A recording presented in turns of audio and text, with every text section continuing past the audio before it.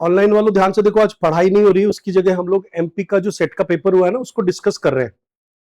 तो आप सब लोगों को क्लास को बहुत सीरियसली अटेंड करना है और जो जो चीज लिखने के लिए कहूँ वो लिखते भी जाना बीच बीच में अगर जरूरत पड़े तो, ठीक है ना।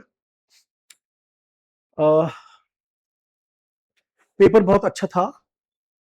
You appeared in that paper I? हाँ, अटेम्प्टेड। पेपर बहुत टफ नहीं लगा मुझे, देखने में ऐसा लगा कि the students who have been preparing seriously वो इसमें आराम से निकल सकते हैं, ठीक है।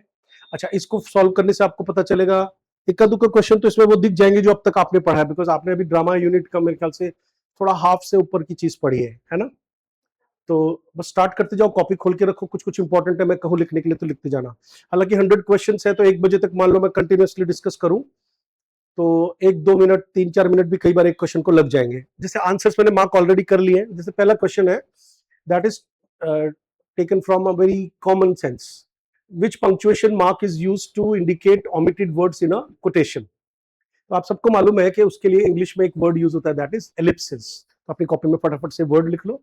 एलिप्सिस मतलब 3 डॉट जब हम डालते हैं ना, 3 डॉट नहीं लिखते, कोई भी चीज लिखते लिखते डॉट डॉट डॉट, उसको इंग्लिश में बोलते हैं एलिप्सिस। ओके बोलो, है ना, कि भाई ये कोई बहुत टफ चीज नहीं रहेगी हमारे लिए। तो एलिप्सिस समझ में आ गया होगा सब लोगों को, है ना। अच्छा, कॉमा नहीं लिखते, सेमी कॉलन नहीं लिखते। सेमी कॉलन एक अलग कॉन्सेप्ट है, आइडिया चेंज करते वक्त लिखते हैं। और कोलन आपको पता ही है, जब हम लोग लिस्ट बनाते हैं या कोटेशंस लिखते हैं तब लिखते हैं, पता है ना। तो same question can be asked in some other way, so at least you get to know कि इस तरह के क्वेश्चन भी पूछ रहे हैं। सेकंड क्वेश्चन है, in the opening chapter of a farewell to arms by Ernest Hemingway. अच्छा, आज कुछ होमवर्क मिलेगा आपको थोड़ा थोड़ा, वो आपको करना है सब लोगों को, because you know these questions have been asked from very general books, जो एक लिटरेचर का स्टूडेंट एमए करते करते पढ़ लेता है। और बल्कि पता है, समटाइम्स आई गॉट सरप्राइज्ड कि ये क्वेश्चंस, ये वाले जो नॉवेल्स हैं वो तो एक जनरल आदमी भी पढ़ लेता है। तो अर्नेस्ट हेमिंगवे एक अमेरिकन राइटर है, फटाफट से लिखते जाओ, पॉइंट बनाते जाओ सब लोग। और उनकी जो बुक है अ फेयरवेल टू आर्म्स, तो यहां पर मैं 2-3 चीजें डिस्कस कर लूं फटाफट से। फेयरवेल टू आर्म्स उन्होंने लिया है वर्जिल के एनीड से, ये आप पॉइंट लिखो। ये जो टाइटल है ना, ये वर्जिल के एनीड से लिया है। तो ये नई नई चीजें मैं बताता जाऊंगा, बताऊं कि नहीं। वर्जिल के एनीड, एनीड सबको पता है ना। एनीड एक ओडिसी की तरह एपिक है, लिख लो, ठीक है। तो उसमें ये टर्म आती है फेयरवेल टू आर्म्स, पॉइंट बनाते जाओ। इसके अलावा एक नई चीज और सीखो, आर्म्स के यहाँ पे डबल मीनिंग है। तो डबल मीनिंग जब किसी वर्ड का होता है उसको अपन क्या बोलते हैं बताओ। जब एक वर्ड के दो दो मीनिंग निकलते हैं तो उसको इंग्लिश में बोलते हैं पन। पन सबको पता है ना। पन मीन्स एक वर्ड के दो मीनिंग निकलते हैं। जैसे you are my son going to shine in the world, तो जो मैंने बोलने में सन बोला है ना, तो it can be interpreted as SUN also and SON also, ठीक है ना। अच्छा, एक बार सब ऑनलाइन वाले मुझे रिस्पॉन्ड करो, आपको पता चल गया हम क्लास में क्या कर रहे हैं आज। आपके लिए बहुत सीरियस चीज चल रही है, क्योंकि हम लोग एक पेपर डिस्कस कर रहे हैं। और बड़ी अच्छी बात है कि बहुत बीच में ये पेपर आ गया, बीच में फिर मैं आपको कुछ दिन और पढ़ा करके एक पेपर और डिस्कस कर लूंगा, नेट वाला। तो आपको ये आइडिया होने लग जाएगा कि जब मैं कहता हूं ये क्वेश्चन आया हुआ है, ये क्वेश्चन आया हुआ है। आप क्या कर रहे हो बहन जी, हेलो। अच्छा, देख रहे हो, तो पॉइंट बनाते जाओ। दो नई चीजें पता चल गई। फेयरवेल टू आर्म्स का एक मतलब क्या निकल रहा है, आर्म्स का सेना, युद्ध, युद्ध। और एक आर्म्स का मतलब होता है क्योंकि वो अपनी वाइफ से बिछड़ता है, उसकी डेथ होती है, चाइल्ड बर्थ में होती है, भी लिख लो, ये बहुत इंपॉर्टेंट सीन आता है वहां पे, चाइल्ड बर्थ में डेथ होती है उसकी। तो आप थोड़ी सी इसकी स्टोरी पढ़ लेंगे चैट जीपीटी से, ओके। और अर्नेस्ट हेमिंगवे जो है वो बड़े राइटर रहे। अभी नहीं बेटा, घर पे होमवर्क का ना, होमवर्क। अच्छा, अर्नेस्ट हेमिंगवे जो है, इनका एक आइसबर्ग थ्योरी लिखो। मैं नई नई चीजें बताता रहूं ना आप लोगों को, तो इससे आपको थोड़ा आइडिया मिल जाएगा कि आज सर क्या कर रहे हैं। आइसबर्ग थ्योरी लिख लो फटाफट से।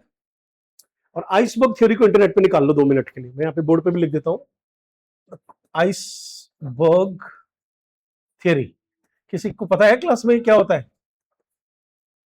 आप निकालो एक बार, हेमिंगवेज आइसबर्ग थ्योरी।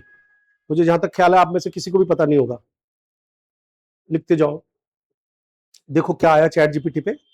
आइसबर्ग सबको पता है ना क्या होता है, जैसे इतना बड़ा बर्फ का टुकड़ा, जैसे मैं डायग्राम बनाऊं ना यहाँ पे, तो जैसे ये एक पहाड़ है इतना सा, इधर देखो, तो वो नीचे बहुत ज्यादा डूबा हुआ है, लेकिन ऊपर से थोड़ा सा ही दिखेगा, टिप ऑफ द आइसबर्ग बोलते हैं उसको, पता है ना। तो इन्होंने क्या किया है कि वो सिंपल शब्दों में अपना प्रोज लिखा है, लेकिन उसके बहुत टिपिकल डीपर मीनिंग निकलते हैं। तो हिडन मीनिंग को लेकर के आइसबर्ग थ्योरी है, इसका क्वेश्चन नेट में आया हुआ है, तो पॉइंट बनाते जाओ सब बच्चे। करेक्ट।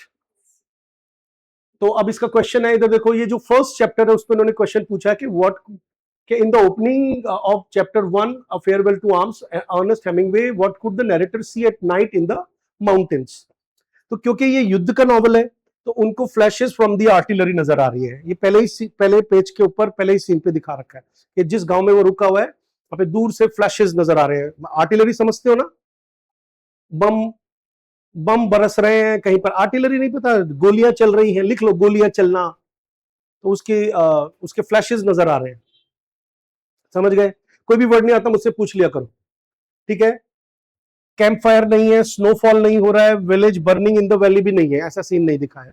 उन्होंने क्या दिखाया है, तो ये बहुत सिंपल क्वेश्चन क्यों हुआ मेरे हिसाब से, क्योंकि जिसने थोड़ा बहुत भी पढ़ रखा है तो वेरी फर्स्ट चैप्टर अगर मान लो ओरिजिनल नॉवल नहीं भी पढ़ा है तो समरी से पता चल रहा है कि वहां पे आर्टिलरी यानी युद्ध की बात चल रही है। कैंप फायर नहीं कर रहे। कैंप फायर का मतलब क्या हो गया कि soldiers are enjoying themselves. Enjoying का कॉन्सेप्ट नहीं, क्योंकि इट्स अ ट्रेजेडी, ये भी लिख लो, the novel is a tragedy, ये नॉवल एक ट्रेजेडी है। ओके, तो यहाँ पे आपको 2 क्वेश्चन सीखने को मिले मेरे से आज, और अब मैं इसी तरफ दूसरे क्वेश्चन भी डिस्कस कर लेता हूँ लगे हाथों। देखो एक क्वेश्चन 5वां है, वो ऐसे डिस्कस नहीं कर पाऊंगा ना ज्यादा, समझ रहे हो ना, पैरेलल डिस्कस कर लेते हैं। देखो, who is represented by David in the poem Absalom and Achitophel. ये एमए में पढ़ाई जाती है, फटाफट से इसका नाम लिख लो, ड्राइडन की लिखी हुई पोएम है, एब्सलम एंड अकिटोफेल। बोल के दिखाओ। It's an allegory, famous allegory है, ये भी लिखते जाओ। क्या है ये बहुत बड़ी एलिगरी। अच्छा, कितनी फेमस एलिगरी है मालूम है आपको? बहुत फेमस एलिगरी है। और दूसरा है ये सटायर है बहुत बड़ा। क्या है? सटायर। किसके ऊपर सटायर है? और ये थोड़ी सी जानकारी आप पॉइंट बनाते जाना ना, क्योंकि आपके एग्जाम में ये क्वेश्चन आ रहे हैं नेट के अंदर। चार्ल्स सेकंड के बारे में आप तो सबको पता है, हमने अभी अभी कुछ दिन पहले पढ़ा है। रेस्टोरेशन एज में चार्ल्स सेकंड वो गद्दी पे दोबारा बैठा था ना, उसके ना कोई लेजिटिमेट सन नहीं था, समझ रहे हो? क्या नहीं था? लेजिटिमेट सन नहीं हुआ। आपको मालूम है किसी राजा की जब लेजिटिमेट सन नहीं होता है तो क्या प्रॉब्लम आती है? प्रॉपर्टी, मतलब आगे उसका इनहेरिटेंस किसको मिलेगा, राजगद्दी किसको मिलेगी। तो ऐसे में क्या होता है कि इंट्रीग्स स्टार्ट हो जाती है, षड्यंत्र स्टार्ट हो जाते हैं। तो उसके कॉन्क्यूबाइन, कॉन्क्यूबाइन वर्ड मैंने डिस्कस किया है क्लास में, बताओ क्या होता है? राजा की और दूसरी रखी हुई पत्नियां टाइप की, वो एग्जैक्ट पत्नी नहीं होती है, उनसे बच्चे तो खूब पैदा हो रखे थे। उसमें एक था ड्यूक ऑफ मॉनमाउथ, क्या नाम था? ये क्वेश्चन इन्होंने आगे दे दिया है, एक ही पोएम में से बड़े। अच्छा लिखो, ये पोएम है, लिखते जाओ, ये पोएम है एब्सलम एंड अकिटोफेल। एलिगरी है, सटायर है, ड्राइडन की लिखी हुई है, और क्या बताऊं, सटायर ऑन, अभी बताता हूं। अच्छा चलो लिख ही लो, सटायर किस पे मालूम है आपको? जिन लोगों ने मिलकर के राजा के खिलाफ षड्यंत्र किया था, कि भाई उस क्या किया था, यही मैं समझा रहा हूं आपको, इधर देखो शॉर्ट में समझ लो, वहां नहीं समझाना पड़ेगा जब ये पोएम आएगी आपके सिलेबस में। कि क्या हुआ था कि ड्यूक ऑफ मॉनमाउथ ना बहुत ही घुंघराले बालों वाला हैंडसम यूथ था, राजा का ही लड़का था, लेकिन किससे नहीं था? उसकी लेजिटिमेट वाइफ से। तो कुछ लोगों ने सोचा कि इसको राजा बना देते हैं। अब ऐसे में राजा बन नहीं सकता, क्योंकि लोग जो है कभी भी पसंद नहीं करते, तो तख्ता पलट करने की कोशिश की थी, तो उन लोगों को लेकर के सटायर लिखा गया है। बताओ समझे कि नहीं समझे? और पोइट लॉरियट से लिखो, Dryden was a poet laureate. Poet laureate का मतलब सबको पता है, कि क्लास में दोबारा बताऊं एक बार, कौन होता है बताओ? राजकवि। तो राजकवि का हमेशा एक रोल रहता है, हमेशा याद रखना है कि सर ने क्या क्या बातें बताई। एक तो वो किंग आर्थर पे जरूर लिखता है, लिख लो किंग आर्थर। ये आपको अभी समझ नहीं आएगा, लेकिन आप बाद में पूछ लेना मेरे से। कोई भी पोइट लॉरेट होगा वो क्या करेगा? किंग आर्थर पे जरूर लिखेगा, और राजा को लेकर के उसको ना प्रिजर्व करने की कोशिश करता है, राजा की क्या, राजा की का ऑनर। तो मान लीजिए राजा के खिलाफ किसी ने कुछ भी किया, जैसे जो लोग मोदी को पसंद कर रहे हैं इंक्लूडिंग मी, तो हम लोग कभी भी किसी भी चीज को लेकर के जो आजकल बवाल मचा हुआ है, तो हम उन लोगों को बिल्कुल पसंद नहीं करते जो मोदी जी के खिलाफ बोल रहे हैं, है कि नहीं। लेकिन जो राहुल जी के पक्ष में है वो हमको पसंद नहीं करते, है कि नहीं। तो अगर मान लीजिए कोई पोएट है, जैसे अभी फिल्मों के जो लोग हैं, वो जो मोदी को पसंद नहीं करते हैं, वो एकदम अलग हो गए कि नहीं हो गए तुम्हारे सामने, ऐसे ही उस वक्त हुआ था।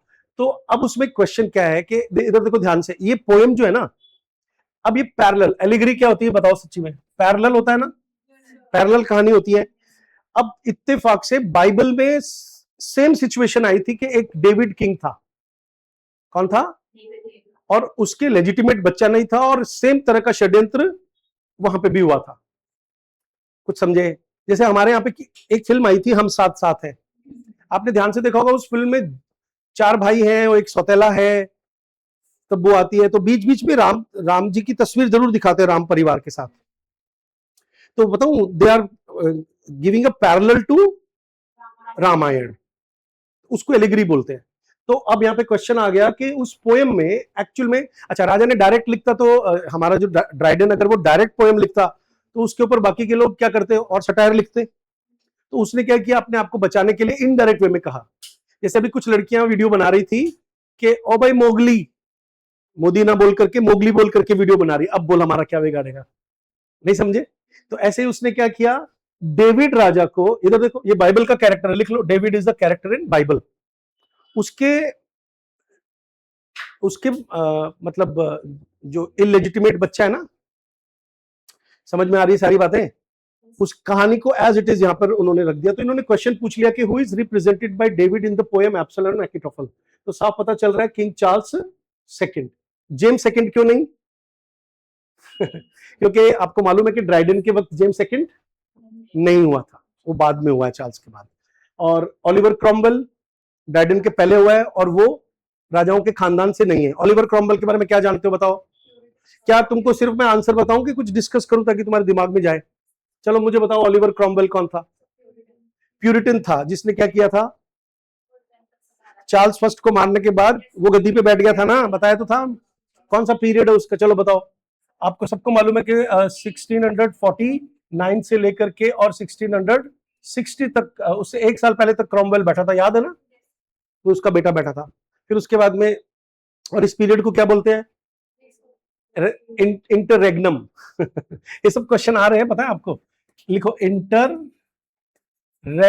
ये क्वेश्चन 4 से 5 बार आ गया है आपको, अभी समझा रहा हूं। इंटर का मतलब बीच का, हेलो बोर्ड पे देखो एक बार, मैं थोड़ा बड़ा करूं इसको, रेग दिख रहा है आरी जी, रेज, रेग का मतलब, मैं थोड़ा बड़ा कर देता हूं इसको, देखो मुझे मिटाना पड़ेगा, 1 सेकेंड रुको भाई, मैं टीचर हूं ना, मेरा क्या मन करता होगा बताओ कि इनको इतना कुछ बता दो, इतना कुछ बता दो एक साथ, लेकिन वो एक लिमिट भी होती है बच्चों की, इसलिए मैं थोड़ा धीरे धीरे पढ़ाता हूं आपको। देखो इधर इंटररेग्नम,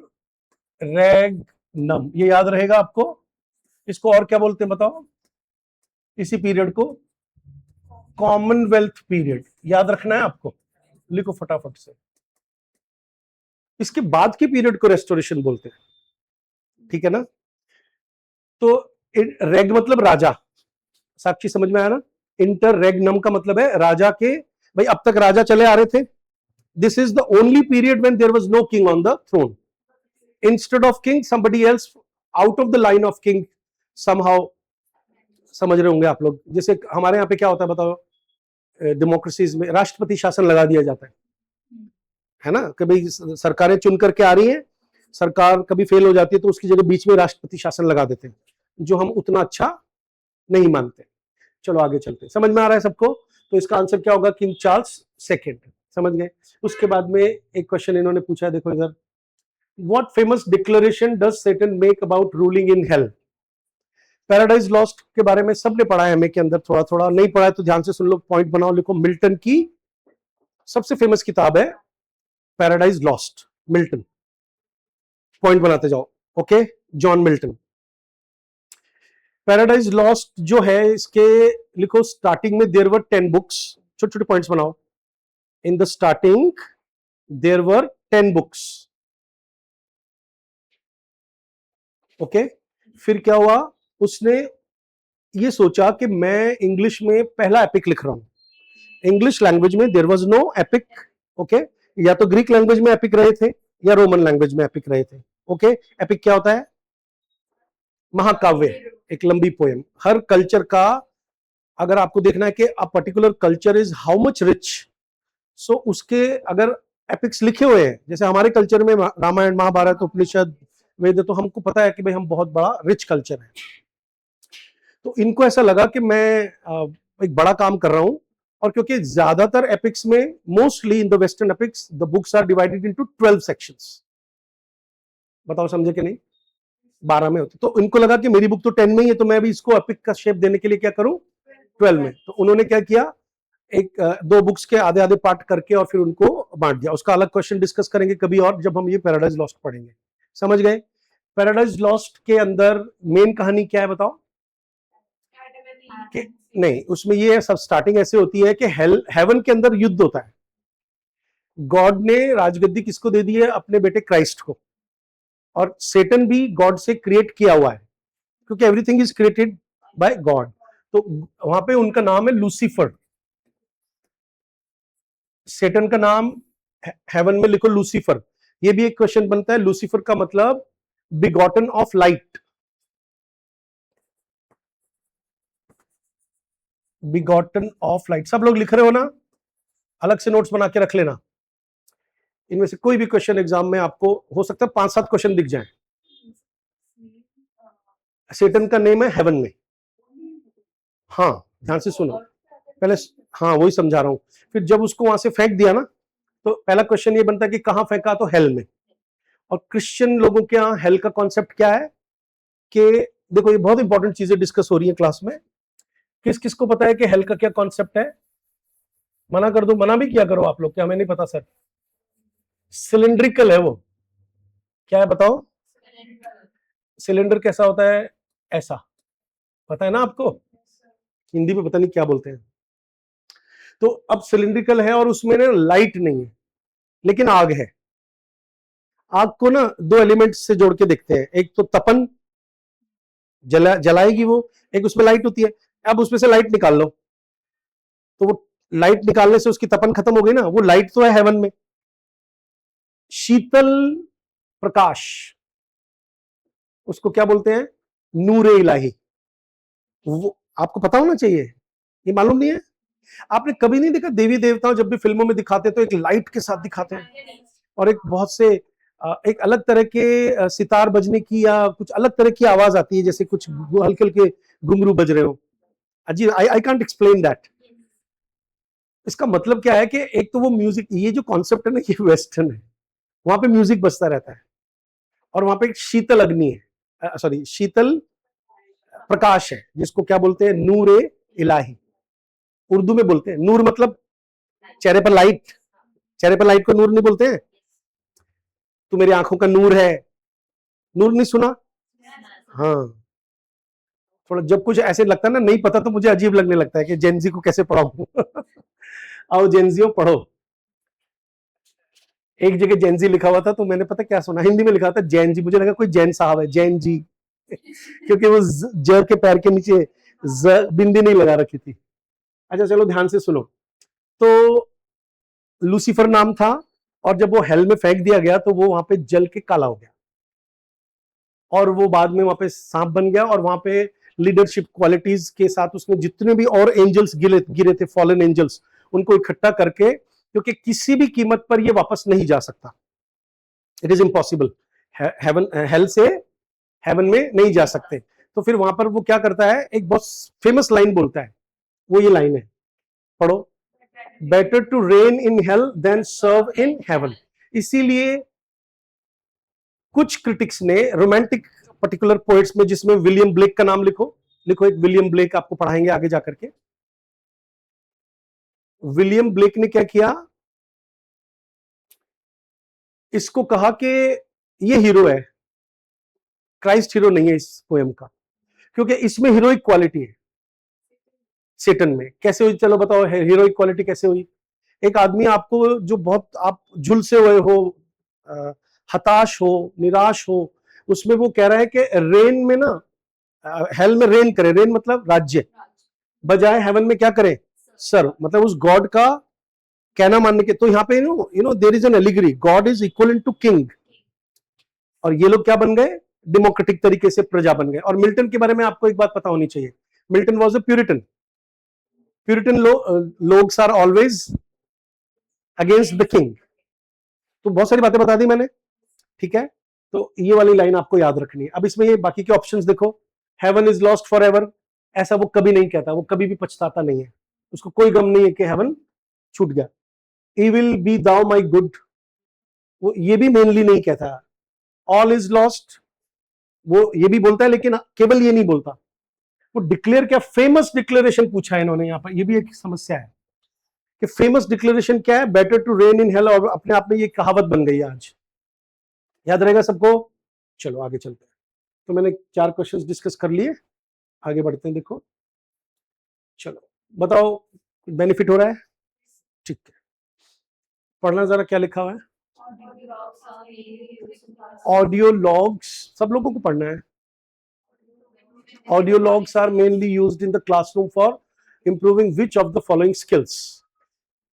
आपने कभी भी ऑडियो लॉग के बारे में सुना?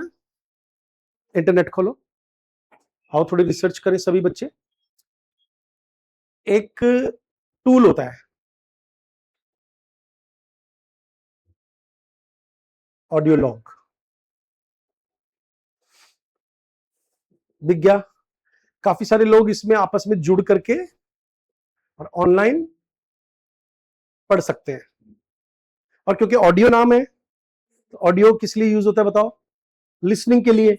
और एक छोटी सी बात है, अच्छा क्वेश्चन पूछा है इन्होंने, ये कहां से आया है, हमारे 5th यूनिट से आया है। लिंग्विस्टिक्स वाली जो यूनिट है ना, उसमें टीचिंग मेथड्स भी आते हैं। इधर देखो, जब तुम टीचर बनोगे इंग्लिश के, मतलब प्रोफेसर्स बनोगे, तो आपको, जैसे मेरे बहुत सारे स्टूडेंट्स हैं अभी रिसेंटली जिन्होंने यहाँ से नेट किया था, उसका लवली यूनिवर्सिटी में जॉब लगा है, लेकिन उनको दिया है इंजीनियरिंग कॉलेज में इंग्लिश पढ़ाने का काम। तो वहाँ लिटरेचर नहीं है, ग्रामर और personality development and spoken improve करना, ये सब चीजें सिखानी पड़ती है।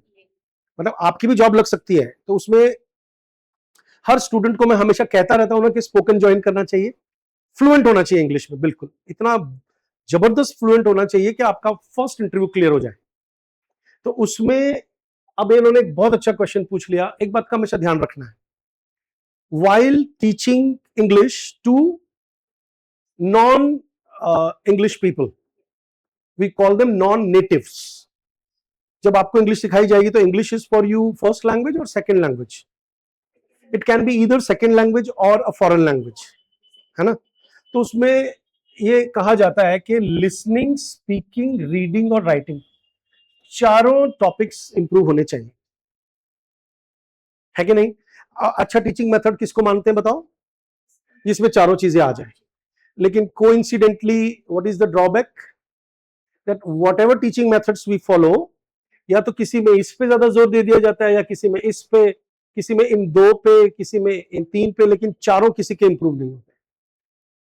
लिटरेचर के स्टूडेंट्स के होते हैं, आपकी अच्छी इंग्लिश मीडियम से पढ़ाई हुई है मान लो, तो you have been taught by good teachers, so you know you have the ability of listening, then you can express yourself, you know, in all the good manner, then you can read fluently without, I mean you have been given a good vocabulary, है ना बच्चे ऐसे, वही तो professor बन रहे हैं।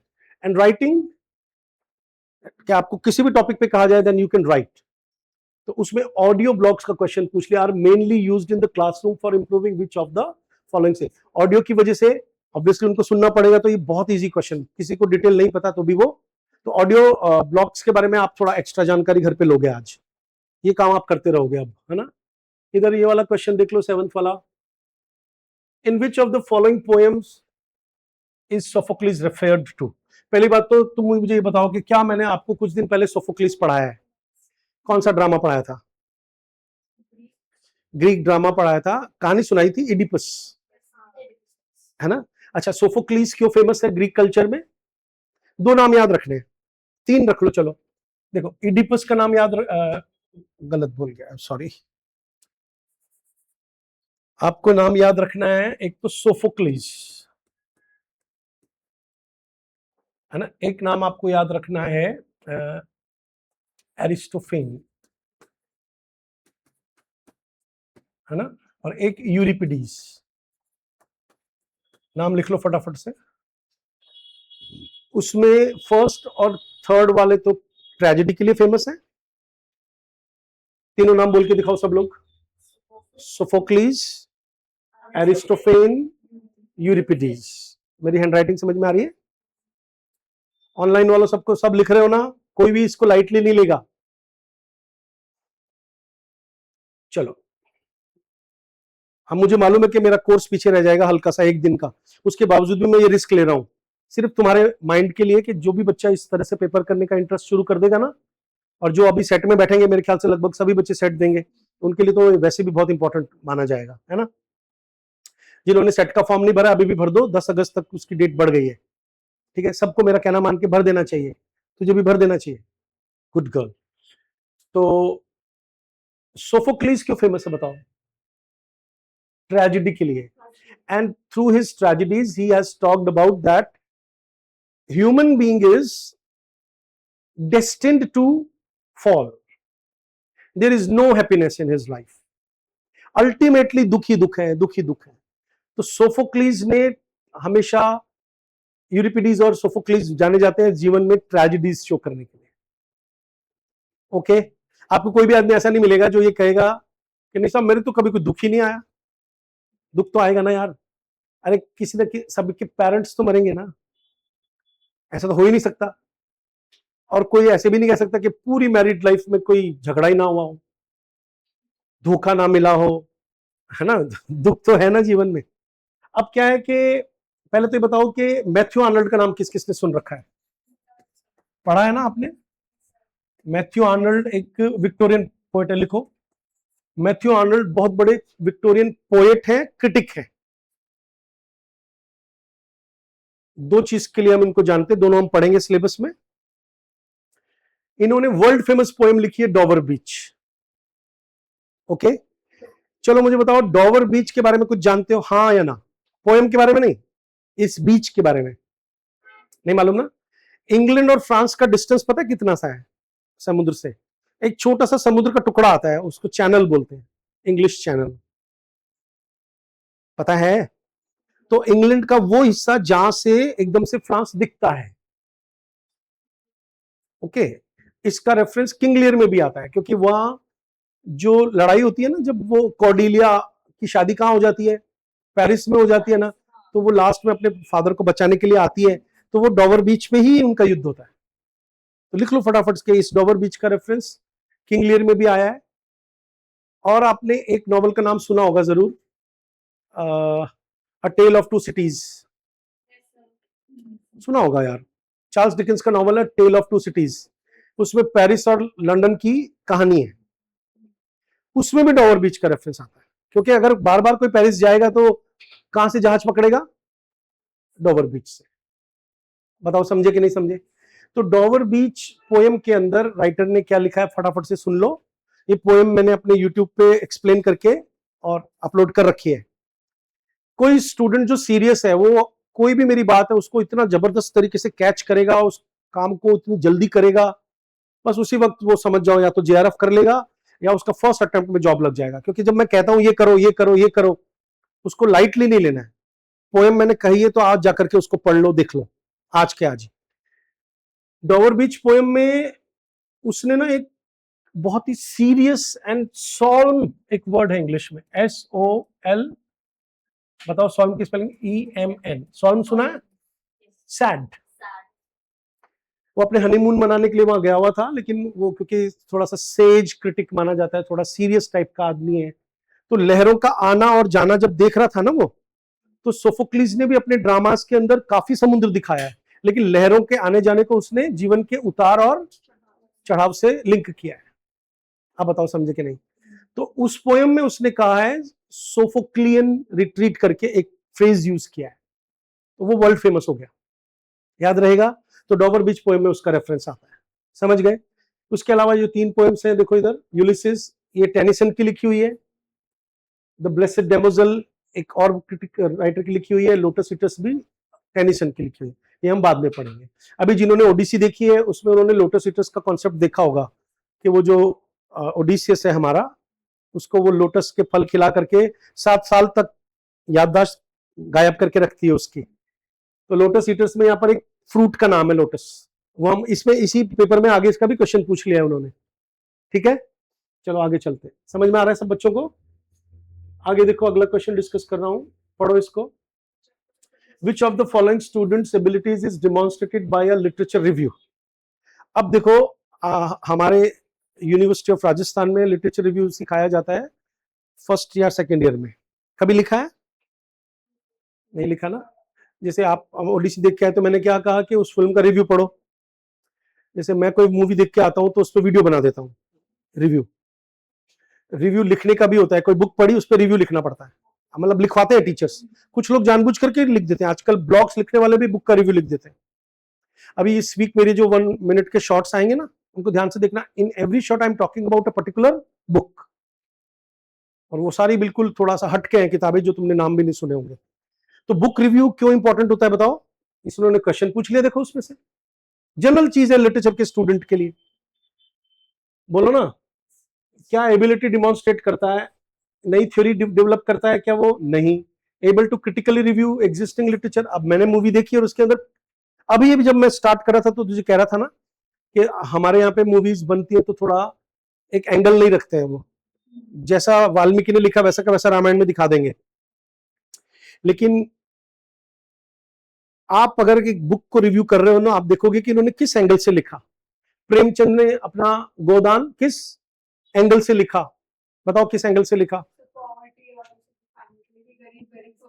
नहीं, सबसे इंपॉर्टेंट है कि उन्होंने हिंदू रिचुअल्स और हिंदू मान्यताओं को चोट पहुंचाई है, क्योंकि वो लेफ्ट विंग है, वो वामपंथी हैं और वो प्रोग्रेसिव विचारों के आदमी थे 20th सेंचुरी के अंदर स्टार्टिंग में। तो गोदान को लेकर के उन्होंने बड़ा मजाक उड़ाया, ट्रेजेडी दिखा दी। गोदान नॉवल है ना उनका। लेकिन जब मैंने पढ़ा तो मैं बड़ा इंप्रेस हुआ शुरू में तो, लेकिन अब जो मेरे में बुद्धि आ रही, मुझे लग रहा है कि प्रेमचंद पढ़ाते वक्त हर टीचर को थोड़ा ध्यान रखना चाहिए कि वो गोदान पढ़ाते पढ़ाते, क्योंकि हर घर में मौत के बाद में गोदान होता है, किसी के भी घर में ले लो हिंदुओं के, तो गोदान तो हम छोड़ ही नहीं पा रहे हैं और गोदान को ही हम पढ़ रहे हैं क्रिटिसिज्म।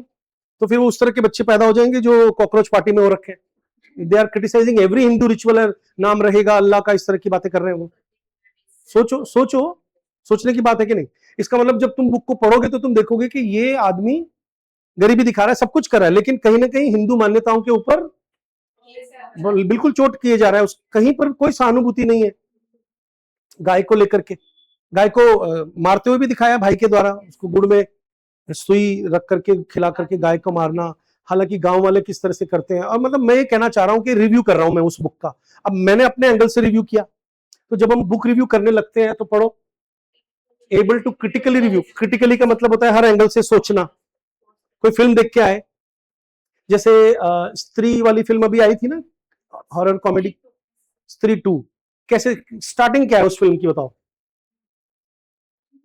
कि एक वो जो भूत है, जो भी what ever you know that super element, वो किन लड़कियों को उठा के ले जाता है? जो मॉडर्न है। अरे जो जीन्स पहनती है, उस फिल्म के अंदर यही दिखा रखा है कि बाकी की औरतें साड़ी का पल्लू रखे। तो जिस एंगल से फिल्म दिखाई गई है, इससे पता चलता है कि वो तो कोई बहुत ही पुराना एंगल है। इसका मतलब है ऐसी लड़कियों को भूत चिपकेगा। जैसे आपने एक रील देखी जिसमें एक बच्चा जब मोबाइल देख रहा है तो उसके अंदर एक ऐसा भूत दिखा दिया तुमने कि मोबाइल मैं खा जाऊंगी, मोबाइल रख दे। तो वो जो बच्चा है वो मोबाइल से डरेगा तो टेक्नोलॉजी से भी डरने लगेगा। तो आप जब रिव्यू करोगे कि यार ये ठीक नहीं है, जैसे अभी गाली गलौच और गाली निकालने की वजह से एक लड़की की आइडेंटिटी को उन्होंने रिवील कर दिया। अब जरा इस पे क्रिटिकल रिव्यू करो, चलो कि हाँ करो, शाबाश। को उसका नाम नहीं आना चाहिए था, उसकी फोटो नहीं आनी चाहिए थी। मूर्ख है जो, हालांकि वो तो खुद ही बढ़ चढ़ के गालियां निकाल रही हैं, वो उनकी गलती है, मान रहे हैं, लेकिन तुम भी दोषी हो सारे के सारे, क्योंकि तुम फिल्मों के अंदर आजकल सेंसरशिप नहीं रख रहे हो। जॉब चली गई नहीं, वहां तो गलतियों को तो सजा मिलनी चाहिए। गलत, लेकिन अगर मान लीजिए वो माइनर है, हालांकि अभी ये डिबेट चल रही कि वो लड़की माइनर नहीं है, वो उसकी छोटी बहन है, वो कह रही है मैं विक्टिम बन रही है ना। लेकिन अब हमको तो शक हो गया ना भाई कि वहां तो वो इतनी बड़ी बड़ी गालियां निकाल रही है, 15 साल की लड़की इतनी बड़ी बड़ी गालियां कैसे निकाल रही है? लेकिन मान लो 1 मिनट के लिए छोटी बच्ची है और बहकावे में आ गई, निकाल लिया, तो हम एज अ कस्टोडियन इंडियन समाज, अब वो बच्ची तो जीवन हो सकता है सुसाइड कर ले आने वाले टाइम में, हम सबको दोष लगेगा, जबकि वो सुधर करके एक बहुत आईएएस भी बन सकती है कि नहीं? तो इसका मतलब है क्रिटिकल रिव्यू हम कैसे करते हैं, किस एंगल से हम चीजों को सोचते हैं। एंगल्स तो बहुत सारे होते हैं। तो एक क्वेश्चन पूछ लिया इन्होंने, मैं ज्यादा तो नहीं बोल रहा हूं, समझ रहे हो ना, कि able to critically review existing literature, तो रिव्यू लिखवाना चाहिए, तो तुम लोग रिव्यू लिखा करो। Able to write and recite poetry, book review में कोई पोइट्री कहां से आ गई? Able to write himself without references, ये क्या बात हुई, इसका कोई लिंक ही नहीं बैठ रहा है। और नई थ्योरीज तो कहां से डेवलप करेगा, छोटा बच्चा है, या आप जब बुक रिव्यू करते हो तो थ्योरीज नहीं डेवलप करते हो। ये आंसर क्लियर हो गया। उसके बाद एक बहुत फेमस क्वेश्चन पूछ लिया, बहुत ही फेमस, सब लोगों ने गुलिवर ट्रेवल बचपन में पढ़ा है, नहीं तो फिल्म तो देखी होगी तो लिख लो, ये तो आपको पढ़ लेना चाहिए आज ही जाकर के शॉर्ट में, गुलिवर्स ट्रेवल, है ना। गुलिवर्स ट्रेवल्स में क्या होता है सबको पता है ना, लिलीपुट वाले जगह पर चला जाता है वो। 4 हिस्से इस बुक के, 1726 में नॉवल पब्लिश हुआ, किसका लिखा हुआ बताओ? जॉनथन स्विफ्ट का, ये भी लिखते जाओ, जॉनथन स्विफ्ट का। ये एक बहुत फेमस, हम इसको फर्स्ट नॉवल की कैटेगरी में भी लेते हैं कई बार। सर्दी लग रही है क्या? नहीं, थोड़ा टेम्परेचर भी डाउन है, इसको मैं थोड़ा बढ़ा देता हूं। चलो, अच्छा अब क्वेश्चन पढ़ो सब लोग। Why do the Lilliputians initially treat Gulliver kindly? तो आपको याद है, उसको कहते हैं ऐसे हो जाता है, वो ऐसे हो जाता है, जबकि वो शरीर में बहुत बड़ा है, और लिलीपुटियन जो है वो 6-6 इंच के है शायद, तो उनका कहना बहुत मानता है। हालांकि बाद में जाकर वो उनकी लैंग्वेज सीख लेता है, उनकी मदद करता है, पता है ना आपको, बिग इंडियंस स्मॉल इंडियंस में युद्ध में भी वो हेल्प करता है।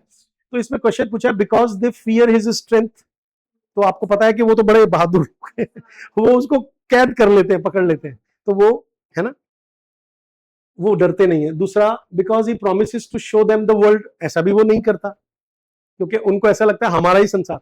छोटे लोग दिखाएं, आपको पता है सटायर है वो, किस चीज का सटायर है बताओ? जो क्योंकि वो वॉर करते हैं तो छोटे दिखाए हैं, इसके बाद वो ब्रॉड डिंगनैंक्स में चला जाता है तो वहां पे वो वॉर नहीं मालूम है तो उनको बड़े दिखाया है। सटायर तो समझ में आ रहा होगा। Because of his submissive and good behaviour, तो सबमिसिव का मतलब होता है ओबीडियंट, तो वो लोग बड़े खुश होते हैं कि इतना बड़ा आदमी है और ये हमारा कहना मान रहा है। ये भी आंसर हो सकता है, लेकिन बेटा ये बाद में आएगा, आप थोड़ा सा पढ़ोगे ना उसको, क्योंकि एक आदमी उनकी लैंग्वेज को एकदम थोड़ी सीखेगा। अच्छा क्वेश्चन में क्या लिखा है देखो इधर, इनिशियली, तो अगर कोई स्टूडेंट जल्दबाजी में आंसर देगा तो वो ये आंसर दे देगा, क्योंकि अगर उसने पढ़ा है तो उसको पता है कि वो उनकी लैंग्वेज सीख जाता है। तो इन दोनों में से फिर ये आंसर ज्यादा बेटर है। क्लियर हो रहा है? आगे बढ़ते हैं, चलो।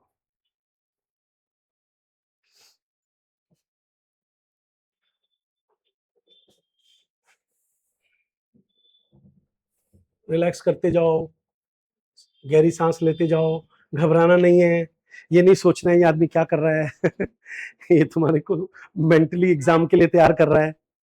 अगला क्वेश्चन पढ़ो, किस किस ने एडवेंचर्स ऑफ हकलबेरी फिन पढ़ा है?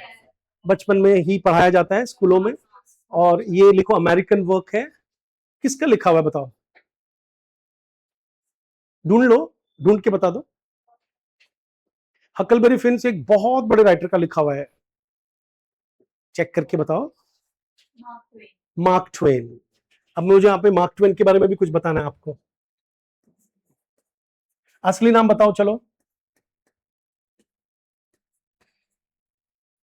ये आपकी क्लास में इतने सारे फोटोज लगे हुए हैं ना, इनमें से एक फोटो में हमने पेन नेम्स भी दे रखे हैं, और वो शायद फोटो ढूंढने से मिलेगी आपको, या फिर मैंने शायद नहीं लगाई। इधर देखो, किस किस को मार्क ट्वेन का असली नाम पता है? देख लो ना यार, देख के बता दो। हाँ चेक करो, ये क्वेश्चन भी नेट में आता है। हाँ, सैमुअल क्लेमेंस। सैमुअल पूरा नाम बोलना, आगे बोलना। LAN और क्लेमेंस। क्लेमेंस है ना, S.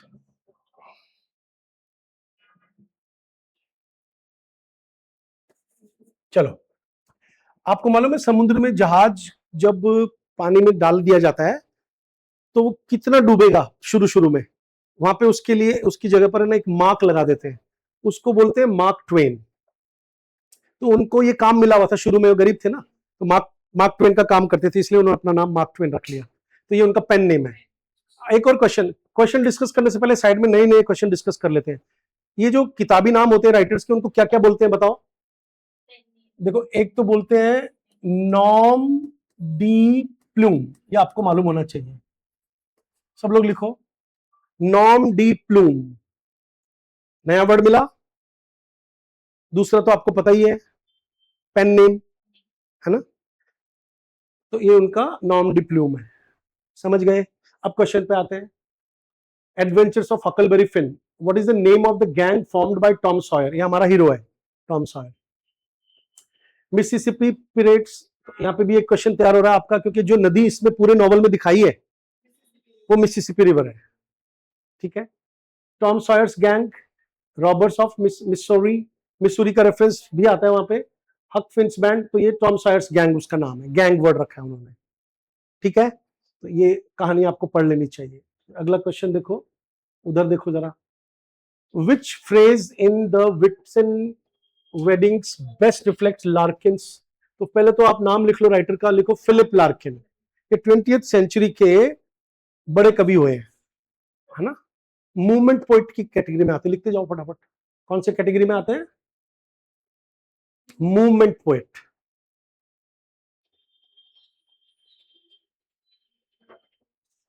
Okay, Philip Larkin MA में पढ़ाया जाता है, सबको पता है। उनकी वर्ल्ड फेमस पोएम है जिसका नाम है विट्सन वेडिंग।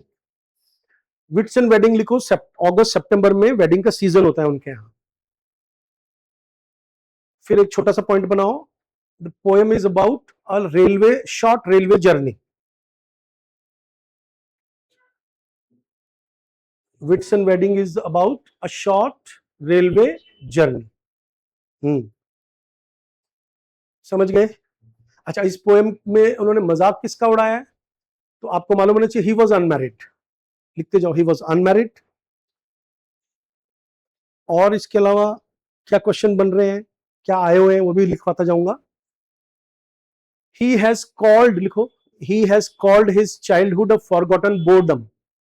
लिखो, ही हैज कॉल्ड, ये फेमस सेंटेंस है, he has called his childhood a forgotten boredom. अपने बचपन को उन्होंने फॉरगॉटन बोर्डम कहा है, ठीक है। और मैरिज को लेकर के दो तीन फेमस फ्रेजेस यूज किए हैं। जैसे एक फ्रेज मुझे अच्छी तरह से याद है, रिलीजियस वूंड। एक फ्रेज शादी के लिए क्या यूज किया इन्होंने, बताओ? बोलते नहीं हो यार तुम लोग, क्या होता है मतलब, बताओ, शुद्ध हिंदी करो इसकी। धार्मिक जख्म। के फेरे, फेरे हो गए तो धार्मिक जख्म हो गया। उनके यहाँ पे चर्च में हो गया कि एक जख्म है, क्योंकि कई लोग ज्यादातर जो होते हैं शादी के बाद, वेस्टर्न कल्चर में भी पहले तलाक नहीं लेते थे, ज्यादा भुगतते रहते थे, पता होना चाहिए। उससे जो ट्रेजेडी होती है वो मोस्टली बच्चों की होती है, तो उनको लड़ता हुआ देखते हैं ना। तो इसका बचपन शायद ऐसा गया होगा, हालांकि क्रिटिक्स कहते हैं कि his childhood was a very good childhood, healthy. फिर भी उसके बावजूद भी एक पोएम में तो इसने बहुत गंदी लैंग्वेज यूज की अपने पेरेंट्स के लिए। तो which phrase in the Whitsun Wedding best reflects Larkin's ironic and ambivalent attitude towards marriage? Ironic तो समझ में आ ही रहा है ना, उल्टी बात करना। और एम्बिवेलेंट क्या होता है बच्चों? Where there are two meanings, लिख लो, पॉजिटिव भी, नेगेटिव भी। तो अब देखो, मैरिज को लेकर all Windows down, all cushions hot, वो तो केवल एक्सप्लेन कर रहा है ना। डजन मैरिजेस गॉट अंडरवे, क्योंकि वो जब देख रहा है प्लेटफॉर्म पे बहुत सारे लोग अपनी बेटियों को विदा करने आए हुए हैं। Success so huge and Holi farcical, शादी को उन्होंने एक सक्सेस बोला है कि ये जितने भी लोग हैं उनके चेहरे पे, खासतौर पे पेरेंट्स के चेहरे पे सक्सेस का भाव दिखाया है। मतलब अपने यहाँ पर भी कॉन्सेप्ट है ना भाई, लड़की का ब्याह हो गया तो चलो अब तो खत्म जिम्मेदारी। दूसरों को क्या बोलूं, मैं खुद सोचता हूँ, मेरी भी 2 लड़कियां हैं, कि आज नहीं कल उनकी शादियां हो जाए तो मैं सोचूंगा अब मेरा काम कंप्लीट हुआ, जबकि कभी कंप्लीट नहीं होता काम। बताओ क्यों? नहीं बेटा, बच्चियों को शादी करके भेज दो तो क्या उनकी जिंदगी वहीं खत्म हो जाती है क्या? ना जाने उनको कैसा घर मिले, उनको बार बार हमारी जरूरत पड़े, है कि नहीं? हमारे तो बच्चे पालने में ही हमारे पेरेंट्स ने बहुत मदद की, नहीं तो हम कैसे तो आगे बढ़ते। तो वो भी एक कॉन्सेप्ट है। अब यहाँ पे success so huge and Holi farcical, और फार्सिकल किस किस को पता है बताओ? नो आइडिया, मना भी नहीं करते हो तुम लोग, तुम ऐसे कहते हो तू बता सर हमें आता है कि नहीं। सर आप बताओ आप, हमें आता है कि नहीं। लेकिन तुम्हारे चेहरे पढ़ लेता हूँ। देखो, एक फार्स एक ड्रामा होता है बच्चों, लिखो। और पता कैसा ड्रामा होता है? इतनी कॉमेडी होती है जिसमें वो केक फेंकने वाला सीन देखा आपने, कई फिल्मों में दिखाते हैं। फार्स मतलब बेसिर पैर की कॉमेडी जिसमें केवल हंसी हंसी आती रहे। तो इसका मतलब है एक कॉमेडी दिखा दी कि शादी कुछ नहीं है, क्या है, एक कॉमेडी। तो उन्होंने ये phrase, it's postal districts packed like squares of wheat. आपको मालूम है सारे के सारे फ्रेजेस में सी वाला ही सबको, कोई बहुत ही बेसिक स्टूडेंट भी है लिटरेचर का वो समझ जाएगा। हालांकि वो अगर पोएम नहीं पढ़ी तो समझ नहीं पाएगा इसको, जब तक पोएम नहीं पढ़ेगा। कि उन्होंने वो जो लोग दिखाए ना, उनका बहुत मजाक उड़ाया है, ठीक है?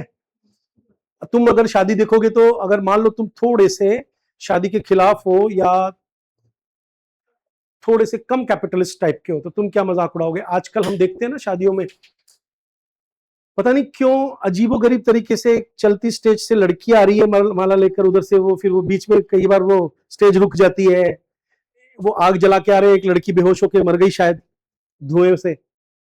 एक इतने सारे कुछ पहना दिए कि वो लड़कियां घूमर की ड्रेस पहनकर सब जगह दिए जला करके दुल्हन के आसपास चल रही हैं। नहीं देखा? एक एक ने देखा कि वो शायद ये क्या होती है जेसीबी खोदने वाली, उसमें बैठकर लड़की आ रही है, उसमें बैठ के लड़का, उन दोनों फिर वहां से माला पहनाएंगे। तो वो एक दिन टूट गई और वो लड़की गिर गई। नहीं नोटिस किया? कुछ भी नहीं देखते हो, इसका मतलब रील देखा करो ढंग से। शादी के दिनों में ऐसी रील्स आती हैं। या वो माला पहनाते वक्त लड़का इतना तन के खड़ा है कि मजाल है कि वो झुक जाए वो लड़की, फिर वो लड़की वाला एक में शायद कोई उठा लेता है तो वो लड़की उतर के सबसे पहले उसको चांटा मारती है कि तूने मेरे को मेरी इजाजत के बिना क्यों उठा ली, जबकि शायद उसका जीजा था। ये सब नहीं देखा आपने? तो हम देखते हैं कि शादी आजकल एक फार्स बन के रह गई है। नोटिस किया? तो ऐसे ही उस राइटर को ऐसे लग रहा है कि ये, क्योंकि उसने उनके सस्ते कपड़े, सस्ते गहने, एक तरह से इंग्लैंड के ऊपर पोस्ट वर्ल्ड वॉर का इफेक्ट। ध्यान से सुनो, कविता कविता यूं ही इंपॉर्टेंट नहीं है। पोस्ट वर्ल्ड वॉर के बाद में इकोनॉमी डाउन हो गई होगी, वापस से लोग, अच्छा टैक्स का बहुत बोझ है। Philip Larkin is famous for writing very famous poems like toads and toads revisited, जिसमें उसने टोड कहा है, टोड एक मेंढक होता है जहरीला, तो उसने उसको कहा टैक्स को, क्योंकि जो कुछ कमा रहे हो तो टैक्स में चला जाएगा। तो अगर कोई शादी करा, अब इतना महंगा गहना हो रखा है, आई मीन सोना, और अभी शायद सिलेंडर महंगा हुआ था जब जिन जिन के घर में शादियां थी, प्रॉब्लम आ गई थी ना, कैसे करेंगे क्या करेंगे। अचानक बहुत महंगाई बढ़ जाए और उसके बाद किसी को शादी करनी पड़े रिचुअलिस्टिक तरीके से, तो सस्ता सस्ता ही सब करेगा कि नहीं करेगा। तो राइटर उसका मजाक उड़ा रहा है। उनके जो फादर्स हैं उन्होंने चौड़े चौड़े बेल्ट पहन रखे हैं, उनके बाल उड़े हुए हैं। मम्मियां जो है वो उन लड़कियों को पता नहीं क्या कान में सिखा रही है, लास्ट कन्फेटिस कर रही है, हमारी तरह बिल्कुल कि सास को कैसे ट्रीट करना है, कैसे सफल होना है शादी में। वो इस तरह की चीजों को वो गहराई से देखते हुए कमेंट्री किए जा रहा है पोएम के अंदर। तो this poem is all about marriage and in between is also showing us the environs. Train में बैठ करके चारों तरफ जो चीजें दिख रही है, एक जगह कारों के ढेर नजर आ रहे हैं, एक तरफ एक नदी जा रही है तो उसमें झाग नजर आ रहा है। बताना जरा क्या दिखाया है? पॉल्यूशन। बताओ समझे कि नहीं समझे? ऐसे करके बहुत खूबसूरत कविता है, जब इसको कोई ढंग से पढ़ाए तो पता चले कि इसमें है क्या। तो ये क्वेश्चन भी डिस्कस अच्छी तरह से हो गया। अगला क्वेश्चन देखो, ये तुम्हारे लिए नई चीज है। एक ना रॉबर्ट लिंड नाम के राइटर हुए, लिखो फटाफट से, आयरिश राइटर हुए ये रॉबर्ट लिंड। उनका वर्ल्ड फेमस ऐसे है ऑन फॉरगेटिंग, आज थोड़ा सा पढ़ लेना इसको इंटरनेट पे। LYND, ये थोड़ा दिख नहीं रही होगी, LYND वो ओवरलैप हो गया, LYND लिंट। सबको दिख रहा है? उन्होंने ऑन फॉरगेटिंग नाम का एक बहुत फेमस ऐसे लिखा है, ठीक है? तो आप मुझे एक बात बताओ कि पहला ऑप्शन है, क्वेश्चन पढ़ो पहले तो। In on forgetting why does the author consider certain kinds of absent mindedness almost a virtue? अगर हम कोई चीज भूल जाते हैं, पहले तो आओ मेमोरी पे डिस्कशन करो। बहुत सारे राइटर्स ने मेमोरी पे लिखा है।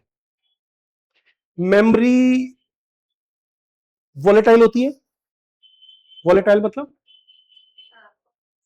हमें याद नहीं रहता। तुम कहोगे नहीं सर हमें तो बहुत याद रहता है। फोटोग्राफिक मेमोरी कम लोगों की होती है। मेमोरी अगर याद हो, चलो बताओ मैंने सैटरडे को क्या पहना हुआ था, तो आप कहोगे सर हमें याद नहीं आ रहा, जबकि मैं दो घंटे तक तुम्हारे सामने खड़ा होकर पढ़ा रहा था, लेकिन वो एकदम से याद नहीं आएगा। What ever, photographic memory. लेकिन मुझसे कोई पूछ ले, मैं भी तो तुम्हें देख रहा था, पर मैं नहीं बता सकता तूने क्या पहन रखा था, है ना? तो आपको नहीं लगता फॉरगेटिंग भगवान ने सही दिया है हमारे को? नहीं तो वो चीजें याद आ करके परेशान कर दे हमको। तो उन्होंने देखो क्या लिखा, because forgetful people are always at peace, because society benefits from forgetful people. ये तो बिल्कुल ही गलत हो गया। और because memory is harmful to creativity. तो ये आंसर तो हो गया जनरलाइज्ड आंसर, कोई बिना पढ़े कहेगा। बट ऐसे में उन्होंने ये पॉइंट दिया है कि क्रिएटिविटी अगर चाहिए तो मेमोरी को भूल जाओ। कुछ समझे? नहीं, इसके लिए एक थ्योरी और है। मैंने अभी रील बनाई, कल रात को ही रील बनाई है। एक कॉन्सेप्ट है द ब्लैक स्वैन, सुना है कभी? ब्लैक स्वैन एक बहुत फेमस बुक है, क्योंकि ब्लैक स्वैन होता नहीं है, रेयर होता है, होता ही नहीं है। लेकिन मान लो मतलब कभी हो जाए, तो उसी थ्योरी को उसने बताया। तो उसने कहा है कि चीजों को ना हम लिंक करने की आदत में है। अरे हम कोई भी चीज होती है तो पता क्या करते हैं, अपने आप को बड़ा खुदा समझते हैं। इंटेलेक्चुअली हम अपने आप को मानते हैं, एक एरोगेंस है हमारे अंदर, इंटेलेक्चुअल एरोगेंस, घमंड रहता है। कम लोग हैं जो ये कह पाते हैं। जैसे मैं हूं, कई बार जब मुझे नहीं आएगा तो आप देखना मैं कह दूंगा यार बताना क्या होता है, भूल गया मैं। लेकिन हम लोग बड़े ऐसे हो रखे हैं कि सर सर कोई नहीं आता। लेकिन मेच्योर लोग जो होते हैं, कभी देखना बड़े पीस में रहते हैं, उनको मालूम होता है कि वो सारी चीजें याद नहीं रख सकते। और कई बार वो ऐसा भी कहते हैं कि यार जरूरी नहीं है, ये दुनिया परेशान क्यों है बताओ, अपने आप को ज्यादा ज्ञानी मानने की वजह से। और अगर वो स्टूडेंट मान ले अपने आप को कि यार मैं और सीख सकता हूं, अच्छा है कि नहीं। और इसमें उन्होंने एक एंटी लाइब्रेरी का कॉन्सेप्ट भी यूज किया है। एंटी लाइब्रेरी क्या होता है बताओ? एक कॉन्सेप्ट है अम्बर्टो इको का दिया हुआ, एक तुम्हारे एग्जाम का क्वेश्चन नहीं है। एंटी लाइब्रेरी, सब लोग लिखो। मैं तुम्हें हाईली इंटेलिजेंट मान की चीजें बता रहा हूं, और तुम भी खुश हो जाओ कि हाँ सर हम बन रहे हैं। आपके पास लाइब्रेरी है, सच्ची बताओ? अभी तक अपनी लाइब्रेरी नहीं बनाई तुमने। वार्डरोब है, हाँ तो डूब मरो। वार्डरोब की जगह लाइब्रेरी होनी चाहिए थी अब तक। मैंने तुम्हें बताया तो था एक बार कि जब मेरे पास खाने को भी नहीं होता था, तब भी मैं 1600 की किताब आज से 30 साल पहले खरीद लेता था, कपड़े नहीं खरीदता था, है ना? तो लाइब्रेरी आपकी, अच्छा उसमें से कई किताबें कैसी हैं आज तक मैंने नहीं पढ़ रखी। तो एक आदमी अगर वो किताबें देखता है तो उसको बार बार क्या एहसास होता है कि अभी मैं ज्ञानी नहीं हूं। तो कोई भी इवेंट होता है और उस इवेंट को तुम इंटरप्रेट नहीं कर सकते, और तुम ये मान के चलते हो कि यार जरूरी नहीं कि इसको इंटरप्रेट करें, हो गया तो हो गया, चलो आप सोचते हैं कि इसके बाद आगे क्या करना है, उसकी थ्योरी निकालने मत बैठ जाओ। उसको बोलते हैं ब्लैक स्वैन का कॉन्सेप्ट, बुक लिखी हुई है। और उसी को राइटर ने कहा है कि ये जो आपकी क्रिएटिविटी है, देखो मुझे ना बहुत सारे बच्चे कहते हैं, अभी आज कल सुबह ही एक स्टूडेंट का फोन आया, बोले सर आप ऐसा करो, आप टेंस पढ़ा करके यूट्यूब पे वीडियो डाल रहे हो ना, आप 4-5 वीडियोस देख लो पहले, आपके जो राइवल्स हैं वो कैसे बना रहे हैं। मैंने कहा मैं नहीं देखूंगा, मैंने मन में कहा, उसको तो नहीं कहा, क्योंकि अगर मैं किसी को देख लूंगा तो मैं क्या करूंगा बताओ, फालतू में उसकी तरह करे, जबकि मैं इतना पढ़ा लिखा हूं, हो सकता है किसी को मेरा ही स्टाइल पसंद आ जाए। सोचो, तो अगर मान लीजिए मैं बहुत ज्यादा किसी चीज को फॉलो करूंगा तो मेरी ओरिजिनलिटी खत्म हो सकती है। तो क्रिएटिविटी तो अपने आप ही आती है। तो ये वाला आंसर ज्यादा बेटर है कि because memory is harmful to creativity. Okay. और चौथा है because he has no time to remember the mediocre. ये लिंक नहीं बैठ रहा है, ऐसे उसको आपको उसके लिए ऐसे पढ़ना पड़ेगा। एक्स्ट्रा बातें बता दी मैंने, थैंक यू बोलो मुझको। अगला है विच of the following novels ends with these lines. अब आप मुझे याद करो, जब मैंने शुरू शुरू में सिलेबस समझाया था तो बताया था ना, जो बच्चे कि भाई फर्स्ट लाइंस भी आ जाती हैं, कई बार लास्ट लाइंस पूछ लेते हैं, टाइटल पूछ लेते हैं, सब टाइटल पूछ लेते हैं, एपिग्राफ पूछ लेते हैं, पब्लिशिंग की डेट पूछ लेते हैं। तो देखो एक बहुत फेमस है कि the tomb bore the names and below the names it was written in their death they were not divided. तो इंग्लिश में आपको मालूम होना चाहिए कि एक तो ग्रेट एक्सपेक्टेशन में लास्ट में किसी की डेथ नहीं होती, ये चार्ल्स डिकेंस का नॉवल है। इसमें एक लड़के का गरीब परिवार से एजुकेटेड होकर के जेंटलमैन होते हुए दिखाया है, लेकिन लास्ट में किसी की डेथ होते हुए नहीं दिखाई। तो ये वैसे टेस्ट ऑफ दी अबरवली में डेथ होते हुए दिखाई है, फांसी की सजा होती है टेस्ट को, दो जने नहीं मरते, एक की डेथ दिखाई है, बल्कि उसकी जो छोटी बहन होती है लिजलू और वो जो आदमी है वो यूनाइट होते हैं। इसका मतलब ये भी आंसर नहीं है। सिल्वर बॉक्स में भी डेथ नहीं दिखाई, ये ड्रामा है, सुन रहे हो। और इन्होंने क्या पूछा है, नॉवल, तो ऐसे करके भी स्टूडेंट कर सकता है। फिर हो गया मिल ऑन द फ्लॉस, लिखो ये जॉर्ज एलियट का लिखा हुआ नॉवल है। यहाँ पे खूब सारे क्वेश्चंस डिस्कस करूंगा मैं, लिखते जाओ, तैयार करो अपने आप को। क्या नाम बोला मैं, जॉर्ज एलियट। ये नॉन डिप्लूम है, पेन नेम है किसका बताओ, Mary Ann Evans, Mary Ann Evans, सुन रहे हो। एक औरत है ये, विक्टोरियन एज की बहुत बड़ी नॉवलिस्ट है, लिख लो। विक्टोरियन एज कौन सी, 19th सेंचुरी, लिख लो। ओके, उनका एक बहुत फेमस नॉवल है जिसमें उन्होंने एक बहन भाई को की कहानी सुनाई है इसमें, लेकिन वो जो बहन भाई है ना उनमें हल्का सा इंसेस्चुअस लव दिखाया है। इंसेस्चुअस वर्ड मैंने डिस्कस नहीं किया ना कभी। इंसेस्चुअस क्या होता है कि बहन भाई में प्यार, नियर रिलेशनशिप में जो सेक्सुअल प्यार होता है, तो ऐसा डिटेल में नहीं दिखाया, सरफेस लेवल पे नहीं दिखाया है, कॉनोटेशन है, डीपर मीनिंग है, सुन रहे हो। तो वो क्या होता है कि बाढ़ आती है और उनकी आटा आटा चक्की है और फ्लॉस उस नदी का नाम है, उस नदी में बाढ़ आती है और वो बहन उसको बचाने के लिए जाती है, दोनों ही मर जाते हैं, लेकिन दोनों बचाने के चक्कर में लिपटे हुए हैं, तो राइटर ने लास्ट में उनको लिपटे हुए दिखाया है रस्सी से और तैर रहे हैं, क्योंकि वो मतलब उनकी लाशें तैर रही हैं। तो वो नॉवल जब वहां एंड होता है तो ये लाइन लिखी हुई आती है, पढ़ो, इन their death they were not divided, क्योंकि वो आपस में नाराज हो जाते हैं एक दूसरे से लाइफ में, लेकिन इमोशनली एक दूसरे के साथ हमेशा कनेक्टेड रहते हैं, लेकिन कम से कम डेथ में एक हो गए, तो उसी बहाने तुम्हें कहानी भी याद रह जाएगी, समझ गए। इसकी हीरोइन का नाम बताओ ढूंढ के, इंटरनेट पे ढूंढो उसकी हीरोइन का नाम, उसके इस भाई का नाम, ताकि हम थोड़ा और पढ़ लें, सब लोग थोड़ा रिसर्च करो, क्योंकि ये हमारी बहुत फेमस कैरेक्टर है जो अभी तुम नाम लिखने जा रहे हो जिसका, मैगी, मैगी टुलिवर। और भाई का नाम बताओ, शाबाश। ये मत देखना कि सर को नहीं आ रहा है, सर को आता है ऑलरेडी, मैगी टुलिवर, लिखो लिखो, शाबाश। टुलिवर उनका सर नेम है और भाई का नाम क्या है, टॉम टुलिवर। उसमें भी कहानी यही है कि भाई के ऊपर तो खर्चा करते हैं पढ़ाई पर, इस लड़की पे नहीं करते, लड़की को ज्यादा इंटेलिजेंट दिखाया है, वगैरह वगैरह वगैरह। याद रहेगा, बैठे बैठे एक नॉवल की स्टडी हो गई तुम्हारी, और ये बहुत ही फेमस नॉवल है, ये एमए में, बीए में और कई जगह पर एमफिल वगैरह में पहले पढ़ाया जाता, अब तो एमफिल होती नहीं है। चलो आगे चलते हैं।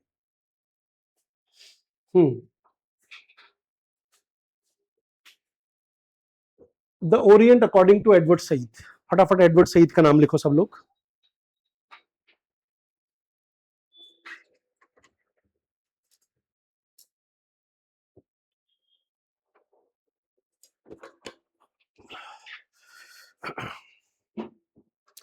इसको सैड नहीं बोलना है, क्या बोलना है, सईद। पैलेस्टीनियन राइटर है, लिखो। हाँ, 2004 में डेथ हुई है, पैलेस्टीनियन। पैलेस्टीनियन स्पेलिंग लिखो, पैलेस्टीनियन, पैलेस्टाइन का नाम सुना है? अच्छा, इनकी खास बात क्या है? अभी के अभी सुनो, पढ़ोगे जब पढ़ोगे 9th यूनिट में, हमारे इंग्लिश लिटरेचर का सबसे महान क्रिटिक माना गया है आज की तारीख में। इनकी एक बहुत फेमस किताब है, उसका नाम क्या है? ओरिएंटलिज्म।